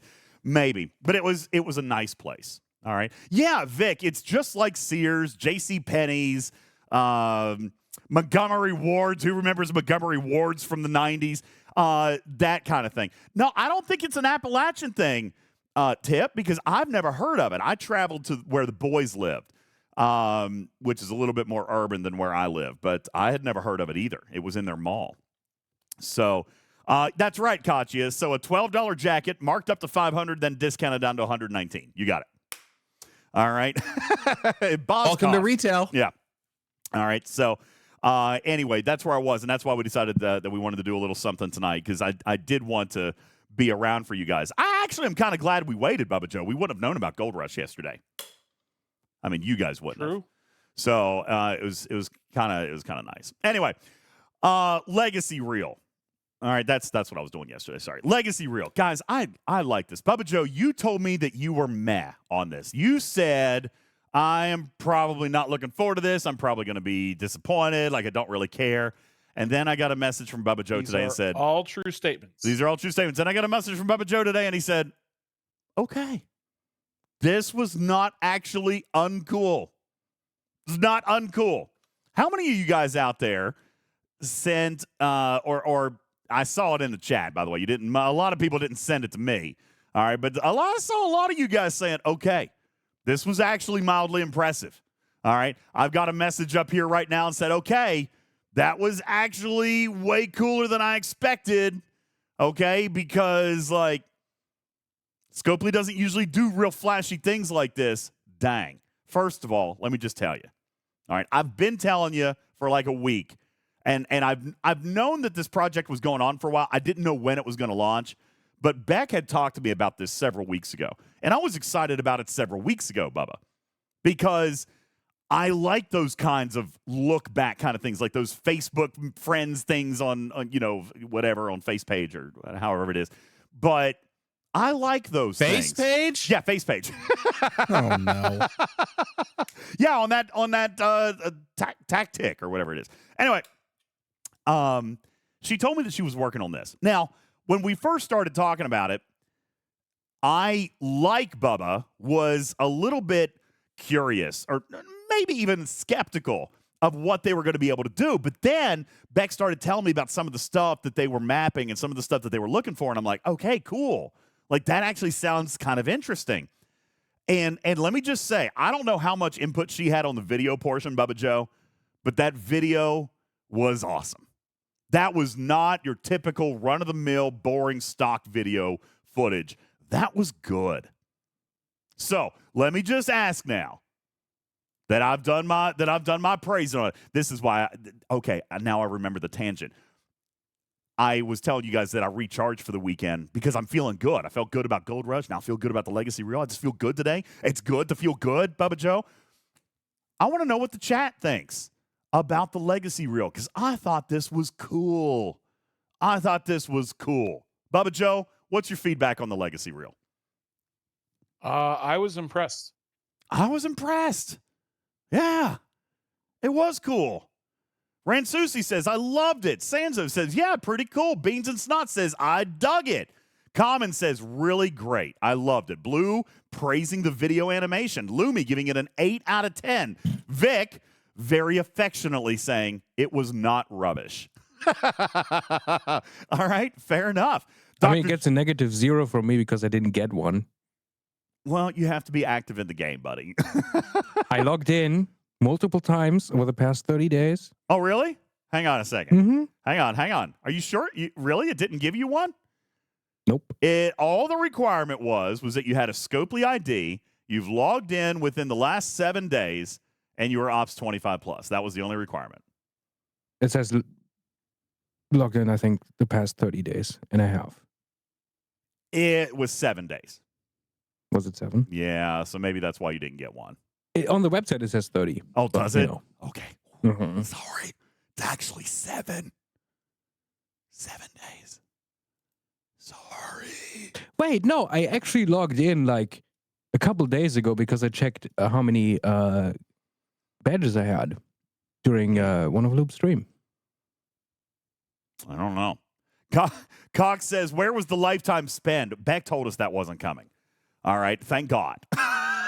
Because we would have lost half the community right then and there. Yes, all right. I did go to the website and enter my player ID. It says there's no video for my account. Oh, that is sad. I'll see what I can do for you, buddy. I'll see what I can do for you. All right. UAMD says, what about time spent in the game? I think that would have been just as bad as money spent on the game, to be honest with you. That would have been just as bad. All right. Galvy, I like that. That needs to end up being a meme. I'm going to throw that in the graphics room there, Bubba Joe. People have gotten legacy reels that are comparing themselves to your account. Take a look in the graphics. No, they haven't. Yes. No, they haven't. Yes. Look. No. Look in the graphics room, Bubba Joe. This is look not in the graphics real. room. This is right here. Dr. Juby. Dr. Juby got a slide that says you have 0.26% of Bubba Joe's power. All right. I think that was not Dr. Juby. That was Galvy. That was Galvanox. I love it. I love it. I love that you guys are having fun with this. Overall, I don't want to, we don't need to spend a ton of time on this thing, but let me just say, I know firsthand, Bubba, you and I have talked about this, and we've even kind of teased it on the show. We've talked a little bit about it. We know who was responsible for this project. All right. Digital content director Beck Likes Plants was responsible for this, and I would have to praise it. I think I would have to give it 2 paws up. I think I would have to say that it was very well done. It surprised a lot of us, and I was pleased to see it. I know it's not related to gameplay, and, I have seen this. Let me just say this. People are going to say, well, Scopely should be spending their time fixing bugs. This is not an engineer's thing. Beck did this. Like, her job is to create awesome digital content, and this qualifies. Beck's job is not to fix bugs. Nor, by the way... Nor is anyone that helped her on this. Yeah, nor, by the way, is it her job anymore to collect, gather, and collate your feedback. All right? That's not her role. Her role is to do exactly this and do great, cool social media projects and experiences. And this is up there, man. This is probably one of the coolest things that I've seen Scopely ever put out outside of the game. Bubba, would you agree? Disagree? Yes. Yeah, this is the coolest thing they've ever done outside of the game. All right. That's right, Dragon Keeper. Her role, her job is to minimize the importance of content creators. I'm joking. I say that lovingly. All right. But no, seriously, it's good for Scopely to have their own voice. It's good for Scopely to be doing things like this. I think it was cool. I know people might be fussy, but whatever. I thought it was cool. I liked it. Vic says, is Echo the only community manager now? Currently, for the general population. Of course, VIP has like 38 people. But are you sure that's the case? But, well, not the VIP part. Publicly facing. I told you guys that he has hired people. Okay, he has hired people. They are onboarding right now. They are training. And they gleaned into the official Discord and this Discord, and they ran for the hills for some reason. Possibly. We're really not sure what happened. Yeah. Oh no. Yeah, they gone. All right. But no, there are new community managers that will be player facing, I'd say, just in a matter of weeks. All right. Even I have not met all of them yet. I've met one of them. But he's got a couple people coming in. So, and that's good. Echo needs that too, guys. Echo needs that too. Poor dude hasn't slept in like 20 hours. He's actually in Dublin. Shout out, Echo! He's in Dublin, but his sleep schedule's all messed up. He told me, he's like, I just literally couldn't sleep. I just tossed and turned. So he's running on like 0 sleep. Hopefully he's probably running on Red Bull is what he's hopefully he sleeps tonight or whatever, like this evening or whatever his nighttime is going to be. Because isn't Dublin like there's 6 hours or 15 hours? 9 hours? Crap. They're not 15 hours ahead. No, that's Steven's Aaron. He's 15 hours. No, 14 Wait, hours. they are 8 hours ahead of Pacific. 8 hours. So, they're only 5 hours ahead of me? Correct. Yes. Oh, well, then he should be in bed right now. He better be in bed. It is 3:45 a.m. for them. Okay, he better be in bed. What? Beck, go to He bed. could be getting up. No, Beck is messaging me right. Go to sleep. Why are you up at 4 o'clock in the morning? Keep it down. She's trying to sleep. I know. But you know what? In fairness, it's only 7 o'clock her time. DJ, I am here at 4:45 a.m. I know, but you don't sleep. You're a vampire. All right, so there's that. But the sparkly kind. What do you mean I'm a Not the one that's vampire? afraid of the sun like me. All right, Bubba Joe, listen. Listen, I do get sunshine, okay? I'm not a vampire. I did. You are. You're the sparkly one that enjoys the sun. There you go. I'm the one that shies away from the sun. Since Becca's here and listening, I want to thank her for giving our alliances something to talk about, our server something to talk about, and something that we can look back on and appreciate. Beck, thank you. That was a very nice video. I'm downloading my video. I'm downloading mine. That was cool. Not only that, you can download it. You can share the link with others so they can watch. Like, hey, take a look. This is my video. If you want to see it, you can share it with your friends. I think the intention there is that you share it on social media. Again, I don't want my friends to know that I play this game. So probably not doing that. But I do. Oh, Galvanox. But not only was this well executed, I like it this. was well delivered. It really was. I see it in the chat. I know. I I'm know. trying to make a point here. I'm putting this up too. I like it. In the graphics room, we've already got memes coming in with stuff from the Legacy Reel. Thank you, Galvanox, for your record-setting 6,539 support tickets filed this year. I like it a lot. But, really, Bubba Joe, you're spot on with this. This was cool. By far the coolest thing they've ever done outside of the game. And I am very, very happy that you spent the time on it. I'm very, very happy that you got the support you needed on this project. I would call this a massive W, and I hope that players appreciate this far and wide. So it's really, really cool. Very cool project. Good work. And I'll tell you, we're going to have a little bit of fun with it, Bubba Joe. I didn't have time to get this done tonight. Did you get time to get this done tonight? We talked about it. Oh, God, no. Okay, I didn't figure.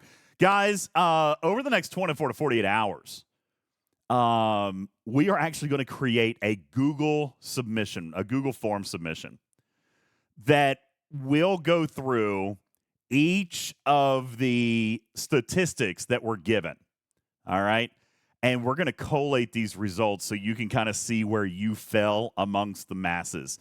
So, like, how many trillions of damage you've dealt or this or that. We're going to create a Google form submission, Bubba Joe, so that people can go in and do that, and then we'll be able to show the pie charts and all that stuff and, like, the breakdowns. I think that's going to be cool. All right? I think that's going to be really cool.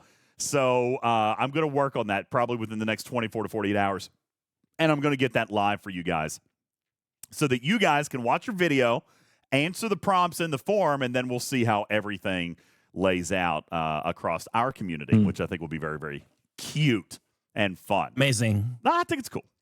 All right, Bubba, I know you're probably fading, but we do still have a few minutes that we could talk about these primes. Do you want to take our final break, and do you want to spend 10 minutes on these primes before we bounce out of here tonight? You can. I'm done. Bubba's like...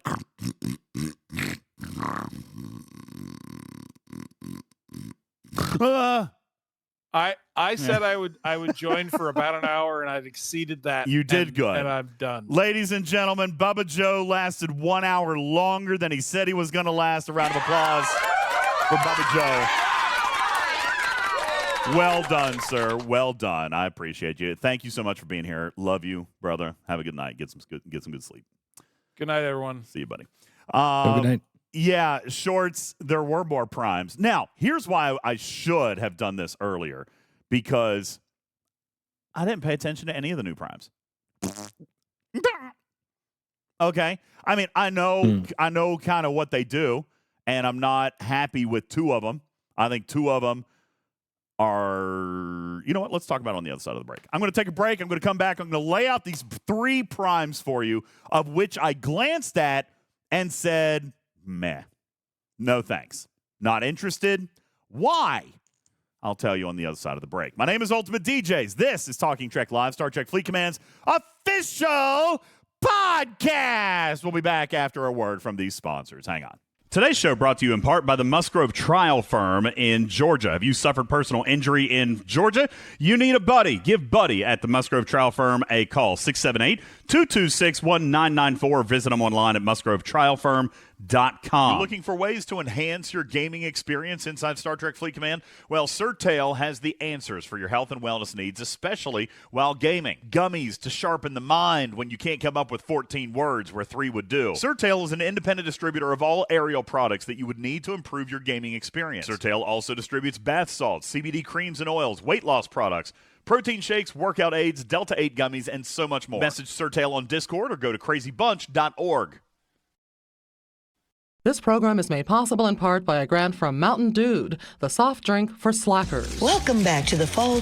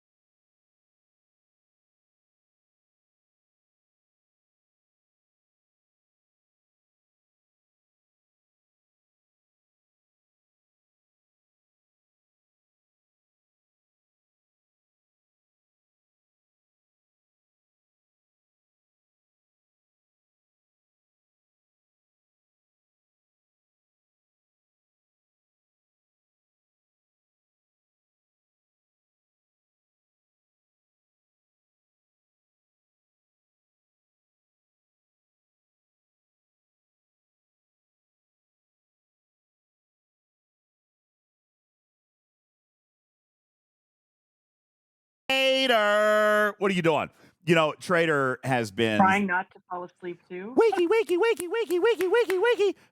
Trader has been such a big advocate for what we've been doing here with the simulcast and so forth. Trader, let me just point out that here at 11 p.m. Eastern time, we have 390. 396. 300. Thanks. I was trying. 396 people to do math in your head. I was trying. Did you hear the smoke coming out of my ears? That was ridiculous. Yes, we could hear the hamsters keeling over. I was trying. It wasn't working so well. Anyway, we do have. Oh crap! Sorry, trying to cycle lap miners again. So yeah, only 5 hours to go, everybody.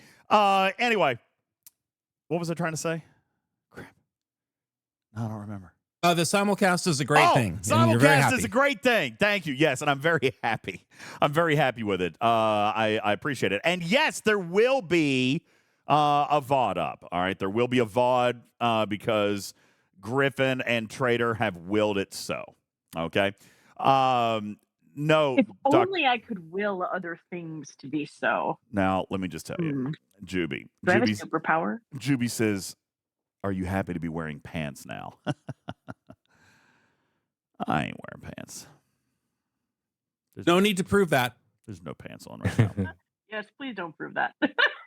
Well, no, I can't because TOS violation, right? But I'm just saying. I'm just saying. I've been seated the entire time. That's saying. Yeah, Juby's exactly right. One bug in your studio. Maybe. It's not fair. That's possibly. Yeah, Twitch cancels UltimatDJz for being pantsless in the studio. All right. So I shouldn't put a jump scare on DJ screen then. No, I've got all the alerts off. All the alerts are off. Oh no! You think that stops me? Wait, what? How can you he go? will take over your computer. He will take it over. How can you hack put it my on. alerts, man? Nah, don't do that. I do want to say, even though I kind of mentioned, and I know it's still new to a lot of people, I do want to shout out Duval very quickly. Thank you very much, Duval, who Trader just dropped 5 gifted over on the video side. But all the alerts are turned off, so nobody will see it. And we're not calling out the chat like we would normally on Twitch because this is a podcast simulcast. So yeah, I apologize, but Duval, thank you very much. That was very kind of you. I appreciate it. Thank you. All right, guys, let's talk. Brassman says, I think mine is a little bit flawed. Speaking of the legacy reel, it says one of my most used officers is one I've literally never put on a ship. I don't know that messed anybody else up. What was the officer that it was talking about? Let's figure that out. What was the officer that it said that you used all the time that you're not using? Because, maybe it's something, Tasha Yar. Yeah, it could. Do you think that it include ATAs? It could. Maybe it includes away team's assignments. I don't know. Everywhere it matters. It definitely includes below deck because my number 1 is Livis, and he's always below deck but never on the bridge. Oh, okay. So Livis could makes sense. So yeah, could be. Oh, Brassman says his is Livis as well. Well, then yeah, maybe it's below deck because he's a great health officer. Crappy abilities, but he's got great health stats. Leon, you said yours says your favorite ship was the Franklin. Very, very interesting that it pointed that out. Mine was the Vidar, as was a lot of people. Yeah, mine was a Vidar as well. I saw a ton of people, even Bubba Joe's most used ship was the Vidar. So I have 2 Vidars, so that probably makes a difference. Yeah, I'm sure it does. Spectre had the D4. No way. K9, are you serious? Seriously? K92 says that his most used was a Dederidex, but that's not possible, is it? That's not possible, is it? Have you had it long enough for it to be your most used ship? He could have had that for quite a while. Wow. That's crazy, man. That is crazy if that's legit. Unimatrix, my most used ship was the Pilum. The most that I've seen aside from the Vidar has been the Saladin. I've seen a ton of Vidar. I've seen a ton of Sally. So, let me just say, I love the fact that you guys are talking about this and sharing this right now. I'm just going to tell you, of course, you guys know that Beck is chatting to me right now. She's in the audience and listening, and is very, very pleased that you guys are enjoying this. So let me I tell you what, real quick, just super quick, in the chat right now, I'll give you a timestamp. The time is currently 10:58 p.m. Eastern time. In the Discord chat right now, the live studio audience has a chance. Just all the hearts, all the thumbs up, all the emojis. Let them see. Let Beck see if you guys loved your legacy reel. All right, let me see that real quick. Just throw it up in the chat. Yeah, that's beautiful. That is beautiful. Thank you guys very much for that. I really appreciate that. She did such a great job. She really did. She messaged me earlier. She was like, do you think people liked it? I'm not seeing a whole lot in the Discord. I'm like, I don't know. Everybody I've talked to thought it was pretty cool. Now, I know that our Discord's a little bit different than official Discord. You know what? They're not real people over there. Official Discord. I mean, it is kind of a dumpster fire. I mean, official there. Discord's not real. Official Discord ain't real. That's not a real place. That's so funny. That's not a real place. Anyway, so yeah, very, very cool. Thank you guys very much for all of the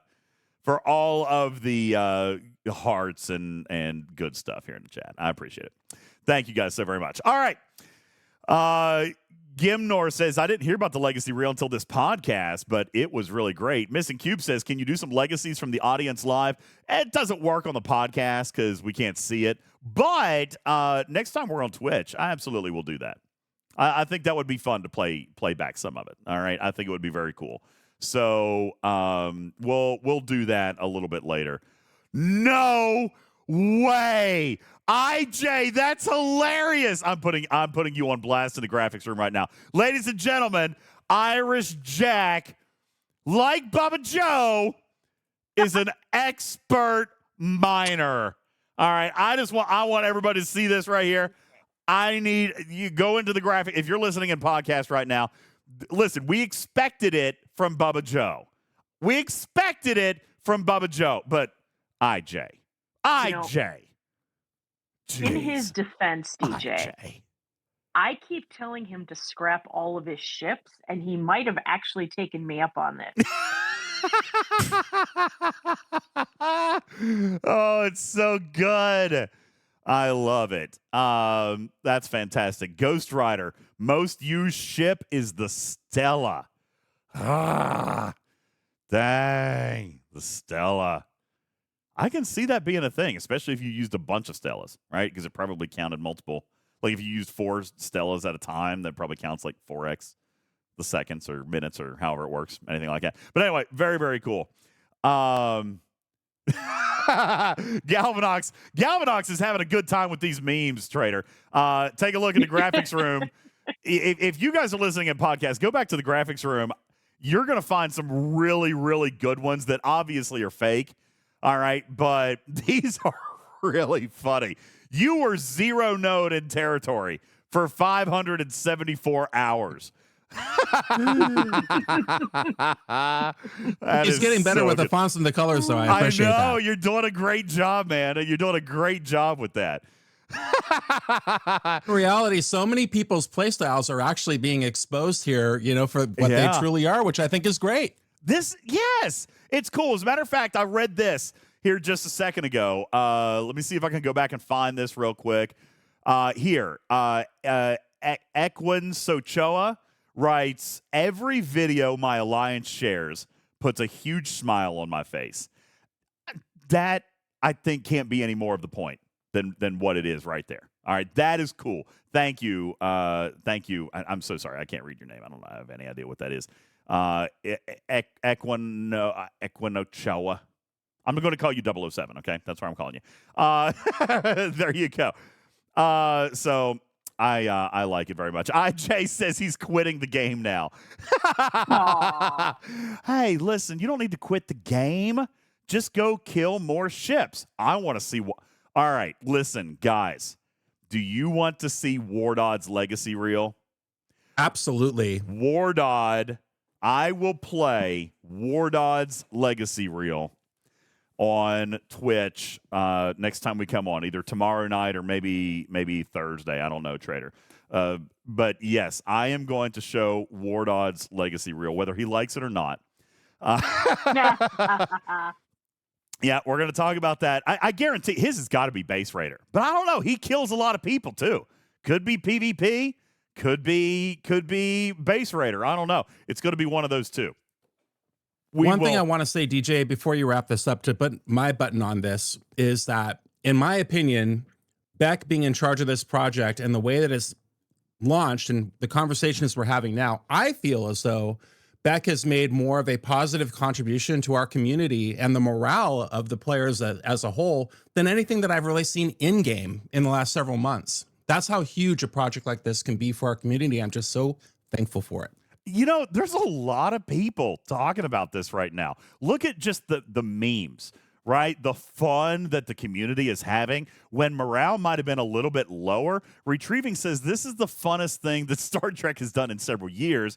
Brocolo says, absolutely. Tactical Cream says, absolutely, Griffin. You're right. I mean, this is, Tactical Cream points out something so simple and a great morale booster, something interesting to talk about, and as you say, really kind of puts on display everybody's play styles and how they're a little bit different, and even gives us a little bit of stuff to laugh about, right, IJ? he says my morale is rock bottom now. Thanks. Perfect. Oh, this is very, very cool. Thank you. Thank you to all the community for having fun with this tonight. This is so cool. Very, very cool. So I hope you guys really enjoyed. And you know what? I might even say, if you feel so inclined, maybe carefully, don't step in any poo piles on your way, but maybe make your way over to Official and throw some positive vibes over there too. Because I know that they're looking. Listen, I'm sure, Trader, at the end of the day, the tech for this and the design for it probably wasn't super cheap. You know what I'm saying? Like, this probably cost them a little bit. I don't know what it did, but I'm sure it wasn't free. You know what I'm saying? I would just say, yeah, I agree. I would just say, let Beck know, whether it's in DM, whether it's in survey, whether it's on social media, whether it's on official Discord. Why don't we just make sure that she knows we appreciate it? Okay. All right. Short says, I have difficulty avoiding bans on official. I should probably just avoid that. I can do the social media part, though. Okay, thank you, Shorts. No, don't. Listen, Lumi's like, wait, I have to rejoin official. You don't have to. All right, maybe you can just do a nice survey answers. Something like that. I love the fact that my community has everybody who's been kicked off of official. I love you guys so much. Speaking as someone who has strong in this community. Speaking as someone who has also been kicked off of official more than once, I appreciate all of you. Thank you. Oh God. Anyway, okay. All right. You know what, Trader? I'm in such a good mood. I don't even want to talk about these crappy primes. I don't want to end the night on a bad note. God, these primes suck. All right. I'm going to do a 10-minute cap on this thing. All right, Griffin? First of all, I hate the prime crit chance. Why? Because you've got a problem, Scopes, and now you're selling the solution. God, that grinds my gears, man. Oh, that one's a crap one.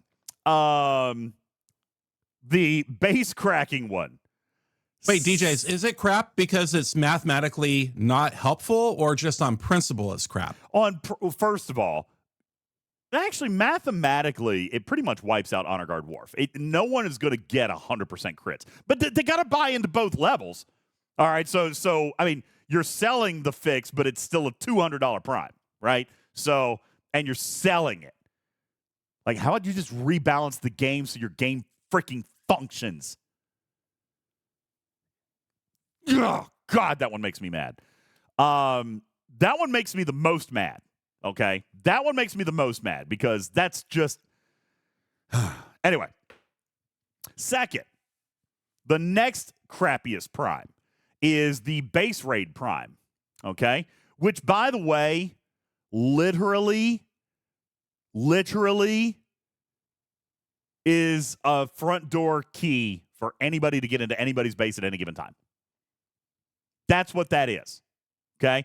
Because FYI, yeah, you guys call it anti-pawn.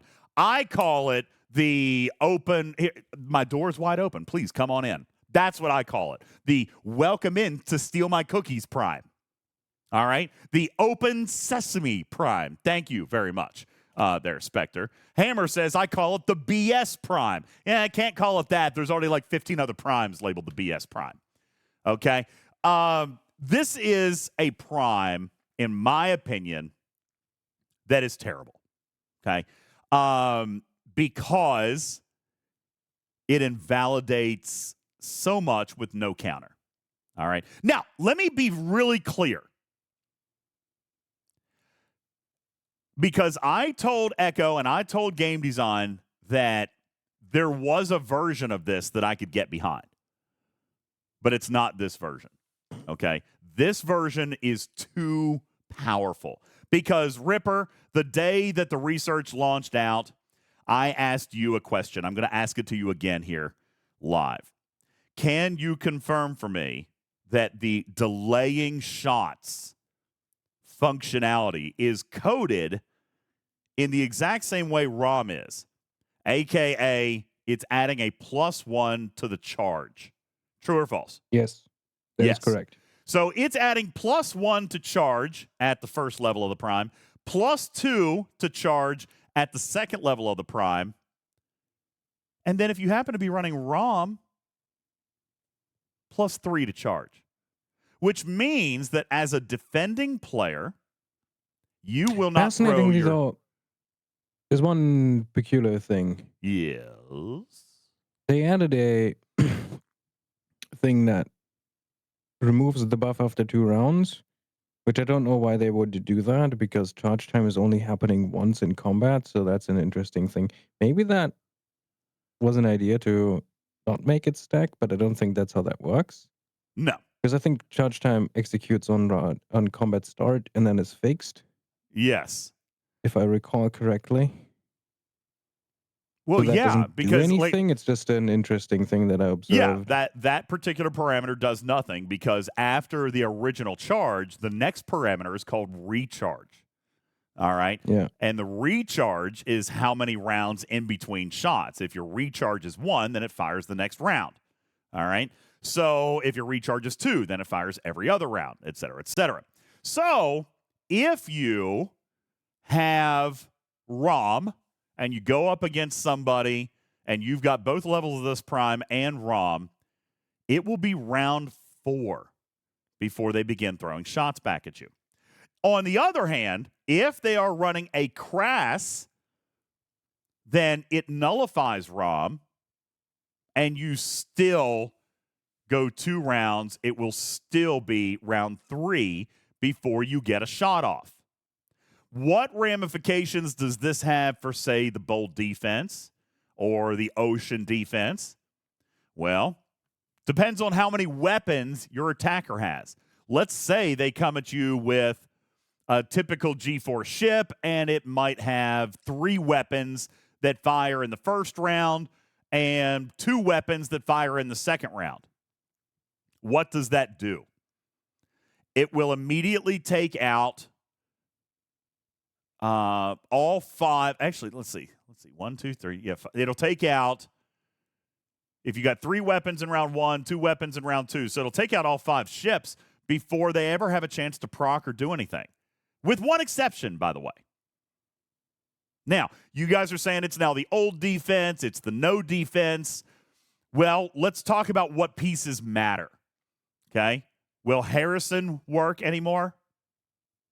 No. Will not.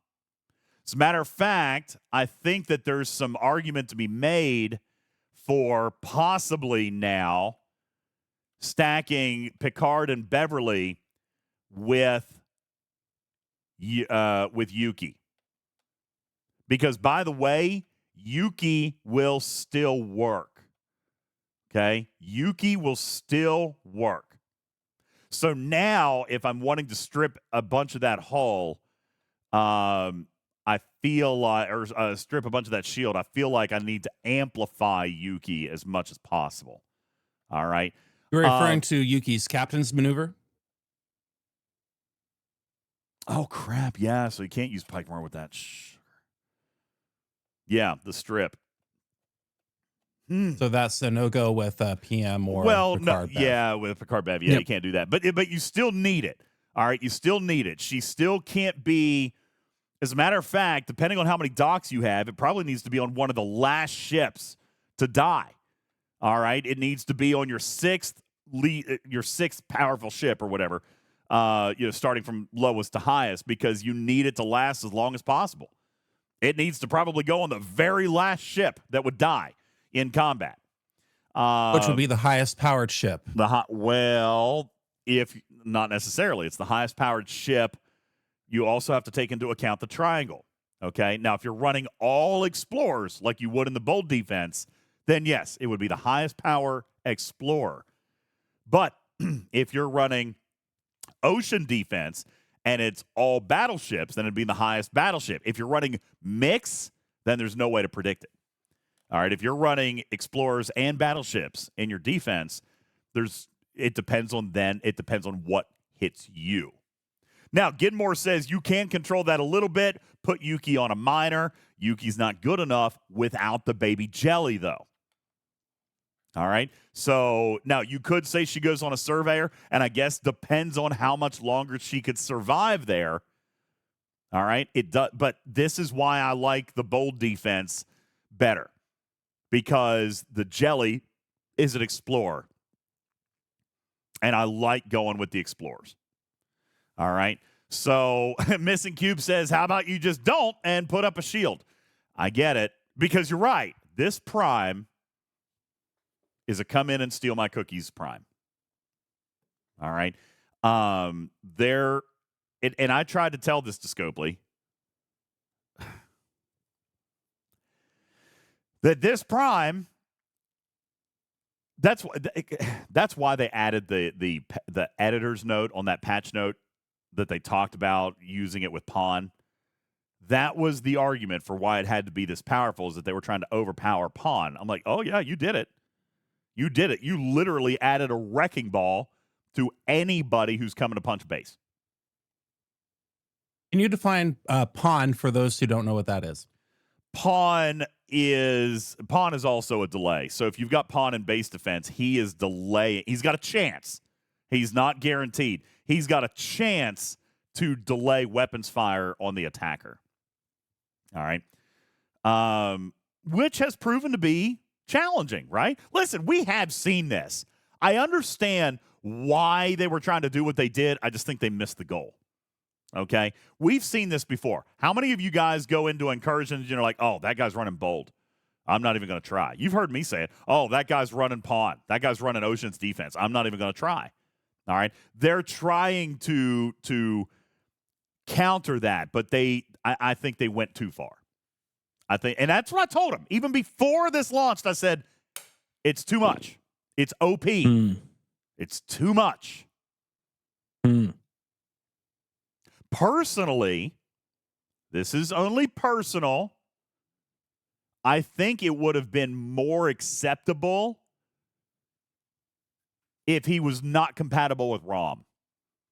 I think 2 rounds would have been powerful, but not invalidating. You know what I'm saying? But 3 rounds is too much. It's just too much. Here's my opinion. The fact that this is paid only makes any argument for this is trying to introduce some kind of balance into something completely moot. Yeah. Yeah, I get it. And you know what? The next prime, you're right, Forgotten Shields. The next prime, listen, they clearly are not concerned with selling solutions to problems that they've created. Clearly, that doesn't seem to bother them. All right, so this is going to exacerbate even the problem that even exists, with notifications. Oh, your base got hit and you didn't get notified. I know now that the battle logs are being produced, but no, they're not. But no, they're not. Oh no, the fix didn't work. The announcement was that they fixed it. it isn't fixed. Sorry. No, it's not. As a matter of fact, I literally, while we're on this podcast, just got hit. All right, I just got hit, and no log. I got hit just like less than 2 minutes ago. No log. Nothing. All right, and so things like this are bad. Okay, and then when you make them primes, I'm with you, Rip. The fact that they continue to sell the quote unquote fixes for their own busted design, it really aggravates me.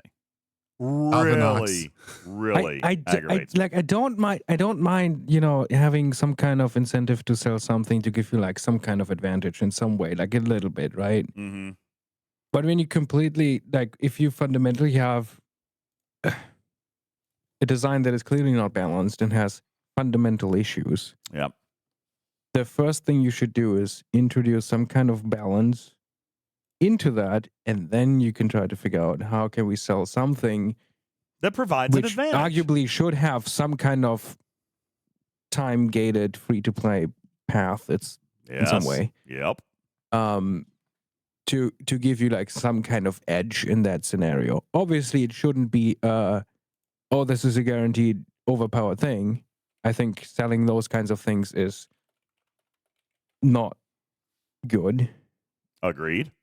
In this case, I agree. Yep. But selling something to give you a little bit of an edge, I don't mind too much.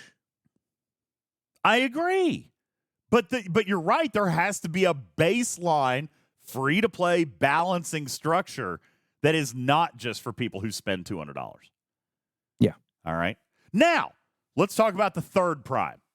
Okay. So those first two primes, utter garbage. I'm not looking at them. I'm not buying them. I'm not supporting this model. I'm not. DJs, before you move on, just to set the table for those on the podcast listening who don't have the benefit of a screen, that prime is called Prime Station Delay, and the text is, when attacking a station, delay opponent ship and defense platform weapon fire for the number of rounds shown below. $100 gets you 1 round, $200 gets you 2 rounds. It's in the combat tree, and that is in the store today for those asking. Yeah, it is. The other one that we talked about, it's also in the combat tree, reducing critical hit chance of enemy players at the start of combat for 2 rounds, does not trigger in station combat.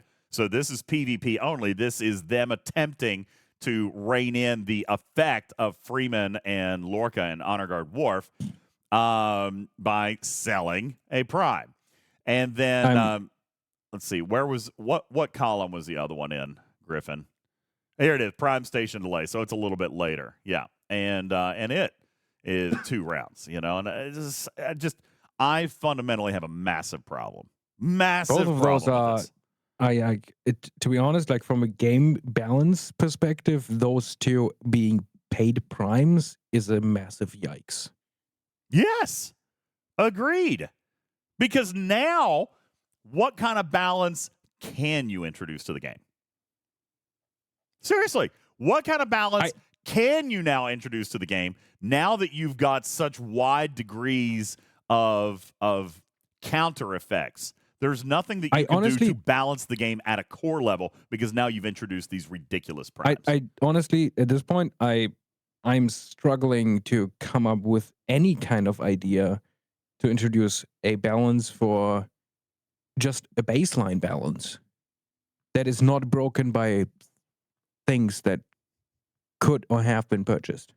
Yeah. And it's just bad. All right. And this again is part of the proposed fix for the problems that are going on in the game right here. Yeah, you're helping a whole heck of a lot. As in 0. None. Terrible. Bad decision making. This bad decision making. I don't like it.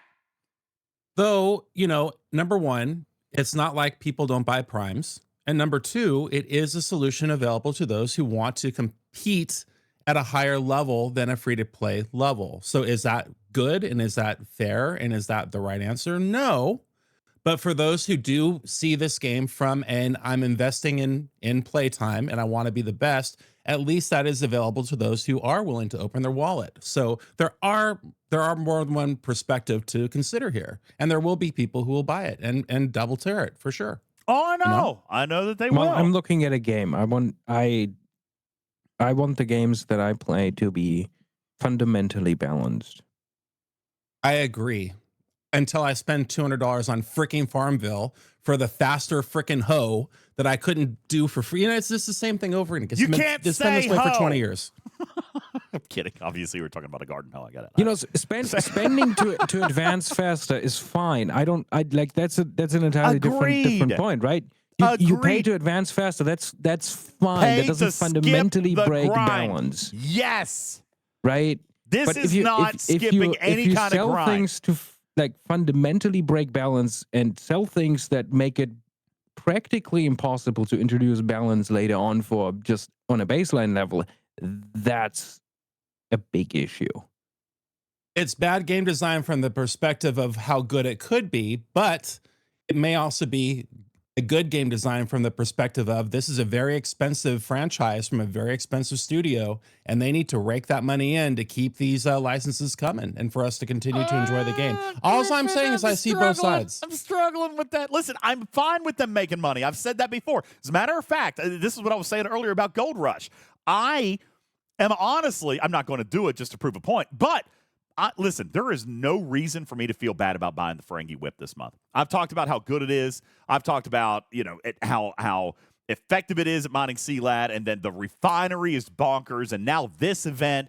I mean, they continue to give me reason after reason after reason to feel good about buying the Ferengi Whip. That, Agreed. to me, is good monetization. When I feel value or I feel worth or I feel positive about something that I want to spend on in the game, I should not have to feel like if I don't buy this, I'm screwed. You know what I'm saying? Well, you're not screwed because you can keep your shield up and not be screwed. You can have that 10-minute, protective shield, and you can shield up in that 10 minutes if you're watching the game and you're playing. You know. All I'm saying is consider it from more than just that one angle, because obviously somebody's filling out a survey which leads them to believe that tactics like this are a good idea. Otherwise, they wouldn't be doing it. I had to hit my mute button while I vomited on the floor. Well, I'm not sure this is survey driven.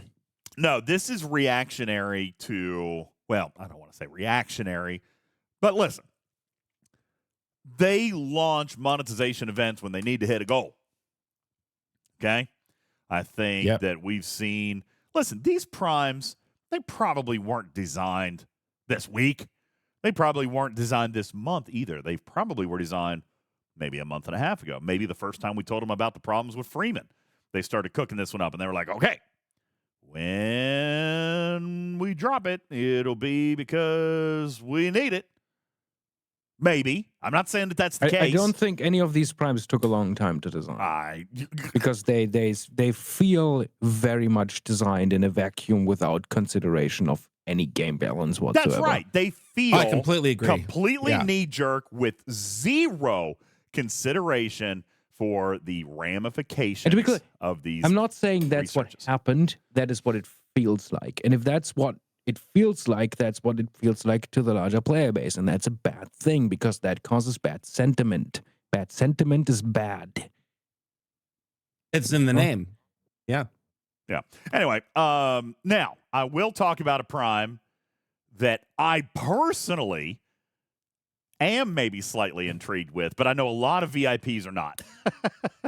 The third prime that launched was the Discovery Warp Range Prime. Discovery Warp Range Prime. This one for me personally, I haven't bought any of them. All right, I haven't. But the Warp Range Prime, I am not wildly angry about, although I understand why some whale players are, because now this is going to give massive, massive reach capabilities to a lot of people. Okay? I don't think that's why whales are upset, to be honest. You think? See, most of them that I have talked to have talked about how their mines are going to get clogged up now, either with miners that don't belong there or griefers that can now reach them when they have spent a bunch of time and money to be out of reach of these people. And I will second what DJs is saying here. The crying and gnashing of teeth is about, no, I'm just going to say it this way, and please nobody take offense at this. It's crying that someone's sanctuary is going to be invaded, that all of a sudden there's going to be like fiches and amalgams out in deep G5 space, mining G5 and clogging everything up. So that's the crying that I've heard. I personally have 2 words for people that are going to complain about that. Get. Listen, there is merit to that, okay? Now, I'm not saying that it should forever be sanctuary, okay? But again, we're talking about selling broken mechanics. All right, I shouldn't say broken. We're talking about selling cheat codes. This is not accelerating anybody's natural progression towards that area. This is not making it better or easier for people to get their miners upgraded to be able to warp to these areas. This is literally just selling a shortcut. All right, it'd be like selling a superhighway. Now, Hammer says they paid to get there too. Do you think they only paid $100? Those of you listening out of game who are going, what's the big deal? I mean, this $100 Prime gets you 50 extra warp range on your Discovery. 50, okay. But if you pay the second $100 and you're up to $200, that's a further 350. Is the first 100? Is the first level of that Prime 100? I thought it was 50. Oh, it is 50 because it's only 500 of the emblems. That's right. So this is the first level's 50. The second level's 100. So this is $150 that will add 400 to your warp range of your Discovery. I mean, that is nutso. Okay, that's just nutso. All right. Now, granted, Ops 50 plus, right? Level 2 is Ops locked. I don't think level 1 Oh, Blue says it's 50 plus 300. Are you sure about that? I think it's 50 plus 350. No. It is 50 plus 300? No, this is the absolute value you are getting. This is the game in-game shows the absolute value you're getting. So you're getting a plus 350. All right. So a total, so you're getting 50 and then 300 on the next one. The first one is Ops locked to level 35, which is appropriate. The level 2 is Ops locked to 50, which is also appropriate. All right, as far as an Ops lock goes, that is also appropriate. So how much is like making this available for Ops 50 plus? Because I think the extra 50 is not going to cause much issues for the whales that are complaining. How much is that actually going to cause issues for those players? Well, I mean, here's the thing. As a level 55 even, my miners can't get to where Bubba Joe is. I mean, it's the same argument as we've always had, right? It removes any sense of scaling. There's going to be more ships in deep space for armadas. There's going to be more amalgams and cavorts. I mean, again, they continue. Yeah. I mean, they continue. We all know what's coming, DJ. Well, yes, obviously, G6 is right around the corner. All right. Oh yeah, G6 is obviously, if we are on track with what Scopely's timeline is, it's gonna be next month. And I fundamentally disagree with this being a Prime. I think this should have just been a regular research that gives X amount of increased warp range for the Discovery per level of Ops. Per Ops level. Ops, per Ops level. I agree. So that you have like that the usefulness of the Discovery doesn't just fall off a cliff after a certain Ops range, but continues to scale with your level. Yeah. That is what this should have been. Agreed. Now, real quick, I do see this in the chat. I want to address this. Dragon Keeper says that he thought the same thing as I thought. It was 400. No, Jules has confirmed that it's 50 at the first level and then a plus 300 at the second level, making it a total bonus of 350. And I will gladly provide this chart in our graphics room as Jules has put it together. Thank you very much, sir. I will do that. Yes, I see 350 in a screenshot as well, but it's not an additional 350. It's the 350 total sum of that research bonus. Okay. It's just like every other research is listed in the game. They show you the, like Ripper said, the absolute value for each level. Yeah. So, yeah, and it is what it is. Now, I guess I shouldn't have been I guess I shouldn't have been as positive about this one at the beginning. Am I likely to buy one? This one, probably, because, I mean, guys, I can't disco anywhere in G5. I'm doing armadas and mining now, and I have terrible warp times. My warp times are insane.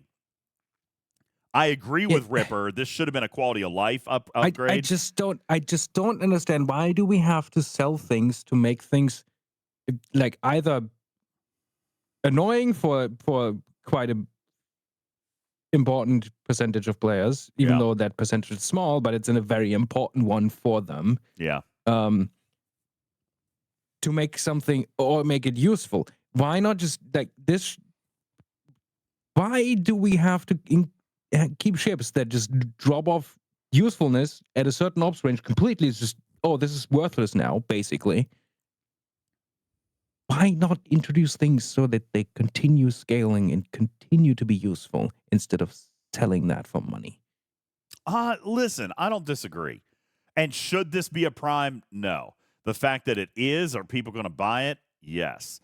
But that is why a lot of the VIP community, as Trader has verified, are upset. This invalidates the investment into ships. I would argue that the only exception still withstanding, Trader, would be the level 58 miners. Because it takes a whale of a ship to kill a level 58 miner.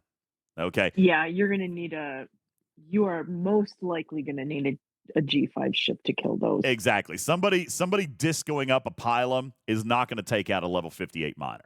So that is the only solace they got. But I'm also going to point out them level 58 miners ain't cheap. They ain't cheap. So getting that to a point where you've got multiple of those, that's a challenge. All right. On top of that, you are now going to see that space littered and polluted with cavorts and Antarises and amalgams. And yes, before anybody says it won't happen, trust me. Okay? Listen, when I go up just to do my dailies, if I see an amalgam, like I just kill it. I'm sorry. Like that just does not belong on any kind of material mining node. Doesn't. Sorry. If you do it because of warp range, I get it, but you have no row to hide behind on that for me. Okay, and the juice isn't worth a squeeze. You're not getting anything, per hour that's effective anyway. So why? Yeah, why? Why are you sitting that thing on there? Like you're going to be there for 30 years. Some people just like to be spoilers. They just like to take up a node. I think it's fun. But it'll die. Like, yeah. I mean, it's just going to die. So I remember that I used to clear nodes that had people not mining Latinum or C-Lat, mind you, but just G4 materials. They were up there mining, and I'd see them mining with their on eBay. I would get such hate, man. I know, and yes, you kill a Botany Bay mining a G5 material node, and then they have the audacity to send you a message like, that was an out of ROE hit. I'm like, dude, go home. They should thank you for killing the wrong ship because they're embarrassing themselves having that out there. You should be glad that I sent it home because you can't even warp it out. I saved you jump juice. All Exactly. right? I saved you jump juice, man. Missing Cube says, how about this for controversial? How about we remove peace shields from systems in deep space permanently? No, because then nobody will house there. Nobody will house up there if you do it that way. DJs, let me ask you a quick question. Not necessarily a bad thing. Based on the field training modules that they released earlier this year, which I love, which I think Beck also had her hand in quite a bit, what if there were a hypothetical discovery field training in which, you could learn how to use the disco if you're a new player, and then if you mine a kabillion mycelium, like a lot, then you have a path to getting these medals of valor to upgrade the disco. Isn't that just what the players have been asking for this whole time? It'd be some great. form of path. It'd be to do great. stuff like this. It would be The wonderful. problem is all these primes share resources. Yep. So you're FUBA on that one. Can't do. Yeah, they can't do it because they introduced 3 primes this month that all use the same currency. And it's not Dolomite. Here, again, lack of foresight, lack of preparation, lack of forward thinking. Just kick that This can is on down the road. clearly just, oh boy, we can make money with this. Let's just go. This mid-month patch honestly feels to me like actually we didn't have one planned. Oh boy, we got things we can create to make money. Let's do it, because that is literally what this is. This is just, hey, we just pulled out primes out of our ass to sell. Let's make a patch. Bracket base faster, jump further. Like. Yeah, they're common requests that are being monetized, obviously. And then you announce a fix that didn't even work. That is actually quite ridiculous, to be honest.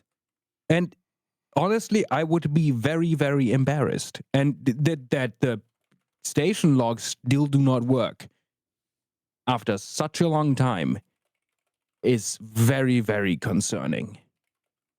This should be prioritized immediately. At this point, it should have been P0. Well, yeah, I mean, it definitely should be fixed, for sure. Anywho. Well, on a positive note, how about those primes, DJs? But that's the positive note? I don't know. I'm trying to. How do we get out of this with the happy face? Like I said, I totally recognize and acknowledge Ripper's point. Especially on the Disco Prime. I'm probably going to buy the Disco Prime. It provides me value. And again, before the whip, you should buy the whip first. Here's the thing. You want to know why? I totally get that, DJ. And I don't disagree that there's value to you. I just think this is fundamentally the wrong way to go about it. I don't necessarily disagree, but the reason that I'm okay with this one is because it is literally, it meets my criteria for a Prime. Pay to skip grind. In this case, pay to skip warp time, right? Yep. I'm paying for convenience. I'm paying for faster time to accomplish my goals. That's why that one is acceptable. I'm paying to save time. That one is acceptable to me. Now, should it have been rolled out to everybody? I don't necessarily disagree. However, it's not vital to game function. It just saves time. It's not allowing anybody to do anything that I can't, it's not allowing me to do anything that I can't already do. Although, that's what a lot of the VIPs are fussing about. It will now allow younger players to reach places in space that they weren't able to reach before. That, ironically, is not even what I am angry about. Because if I want a node, I'm going to take it. Sorry, row be damned. Okay? If you're on an amalgam or in a Fuchsia mining G5 mats, I want that node. That's my node. All right? And I'm sure a lot of VIPs are going to feel that way. And rightfully so. And furthermore, if you disco your Fuchsia out there, you're never going to take a Nova off the node in the first place. So not only will you be splat if you're there, but you ain't kicking somebody in that range of player base off of a node in the first place. Well, but they could summon a warship or something at that point too. You see what I'm saying? And Blue says, why would you disco a slow miner? Because they don't have anything else. All right, maybe they have a only cavort. Option. Maybe they have a cavort. Okay, fine. A cavort is still slow. You know what I'm saying? Like they just want. Why do people mine with amalgams on material nodes now? Okay. Wait. Because it gets Are the you job saying done, like as a, Missing Cube like an says. Ops 50 Plus is gonna mine G5 with a coord? Exactly, because it's it's locked to 50. Yes. No, I mean that because me personally never built a G4 miner, and the Nova's not available until Ops 52.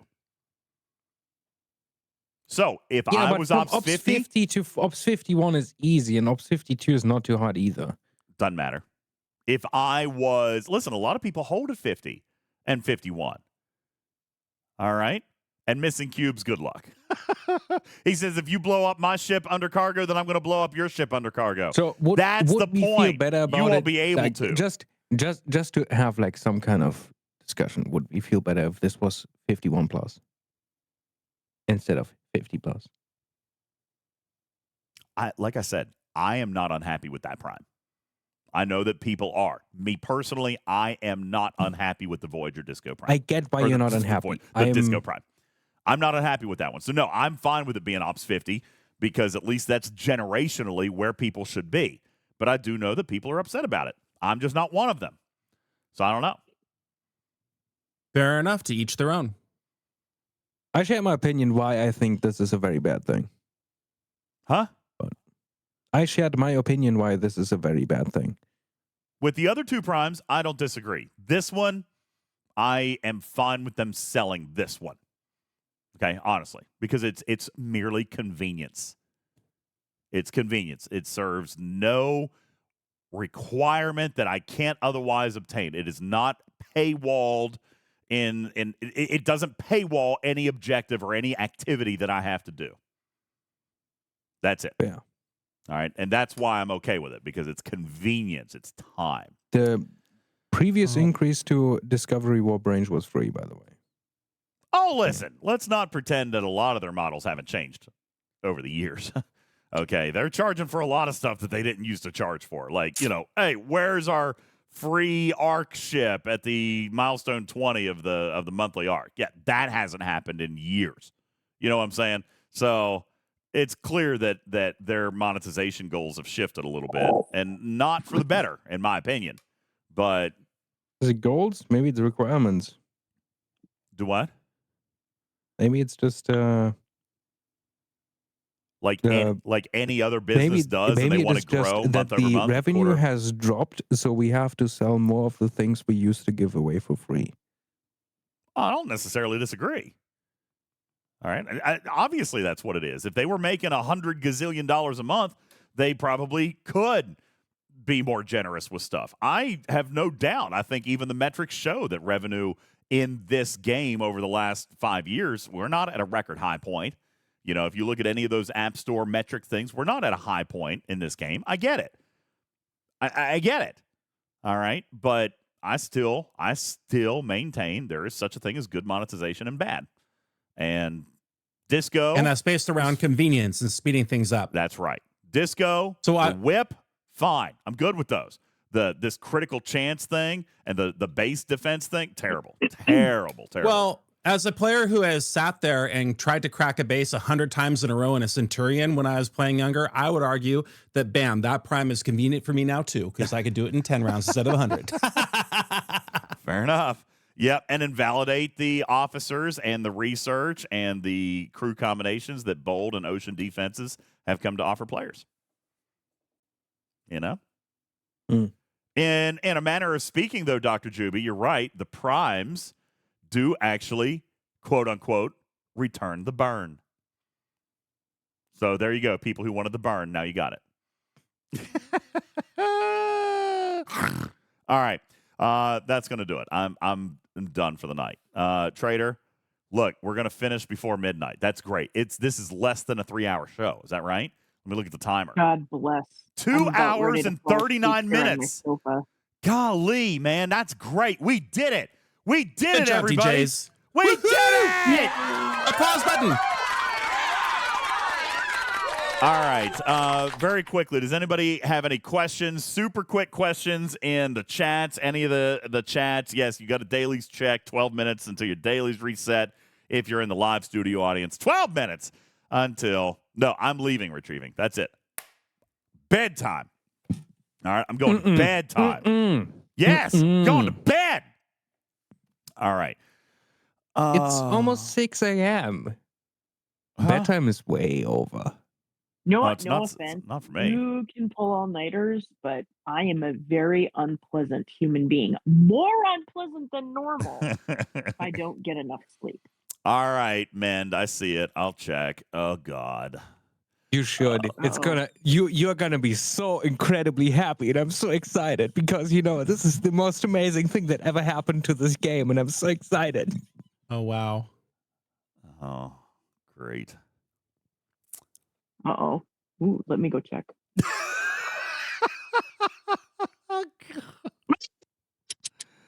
I guess I have stuff to read tonight. Okay, guess I'm going to go do that. No, you don't have to read. You just have to take a quick peek. It takes like 5 seconds. Oh my God. And you will be so excited and so full of happiness. I can just look. Is that what you're saying? Okay, I'm gonna look right now. Where all people can see my reaction.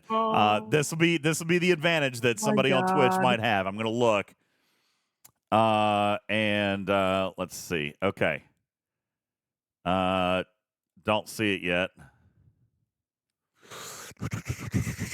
What am I looking at? I don't see anything. You know what you're looking at. Now I'm gonna have to read. Think about what it is you're looking at. Now I'm gonna have to read.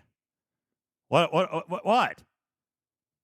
So now, I got okay. What images? What the hell is this? So, what do you think it is? He just wrote what it is. Yes. Oh my God! I'm glad I quit this game. Oh, thank God. Yes, DJ. Yes. I am so. We can't tell you. I'm so excited. This is gonna be lit. Can't tell any of you, but I am so glad I quit this game, and God bless Mend for making my night. I have no idea what you're reacting to, but I'm afraid. I am very afraid. Oh, this is gonna be so incredibly exciting. I'm so happy. We are both over here with our popcorn, waiting until we can share our. No. You guys are not guessing anything even correct. But yes, DJ is broken now. So. How does DJ usually end the show? Do you say thanks everybody for listening? We're going to be on Twitch tomorrow night. Stuff and things, prizes to give away. Whoop whoop, shenanigans. Something. There's a song that plays too. I think. I can press. I'll press the button. I can press the button. I can do that. There it is. All right. Oh. Wow. I love you, DJs.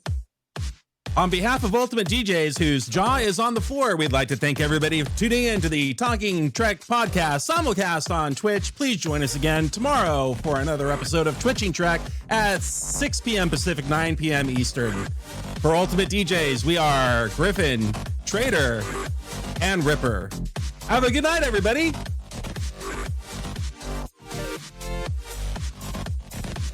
Yeah, all that. Visit us. I am so speechless. What? Are you speechless? No. You should be full of excitement. I am so on speechless. YouTube and on Twitch. Keywords UltimatDJ, no E. Oh my God. Listen, folks. DJ is speechless, and I am incredibly excited and super happy and laughing and smiling. Did you say that you're full of positive energy? Oh, so full of positive energy. Oh Listen, my God. this is the most exciting amazing thing Ripper's that being has sarcastic. ever happened. He's being sarcastic. He's not. The look on your face in that clip, DJ, says it all. What do you mean I'm sarcastic? I don't even know how that works. Oh my God. Okay, anyway. Thank you guys for listening to the show. Appreciate it. Thank you for watching the show. If that is in fact what you're doing, thank you for being tuned in. Really appreciate that. Over 400 people viewing our content here tonight live, and many, many thousands still to come on download and playback. Thank you guys also very much. I'd like to invite you to visit our website at TalkingTrekSTFC.com. That's TalkingTrekSTFC.com, where you will find links to all of our content, including other YouTube videos, Twitch stuff, our merchandise store. All right, yeah, we got merch. All right, and you can spend all your money there because it's not in the game. I'm just kidding.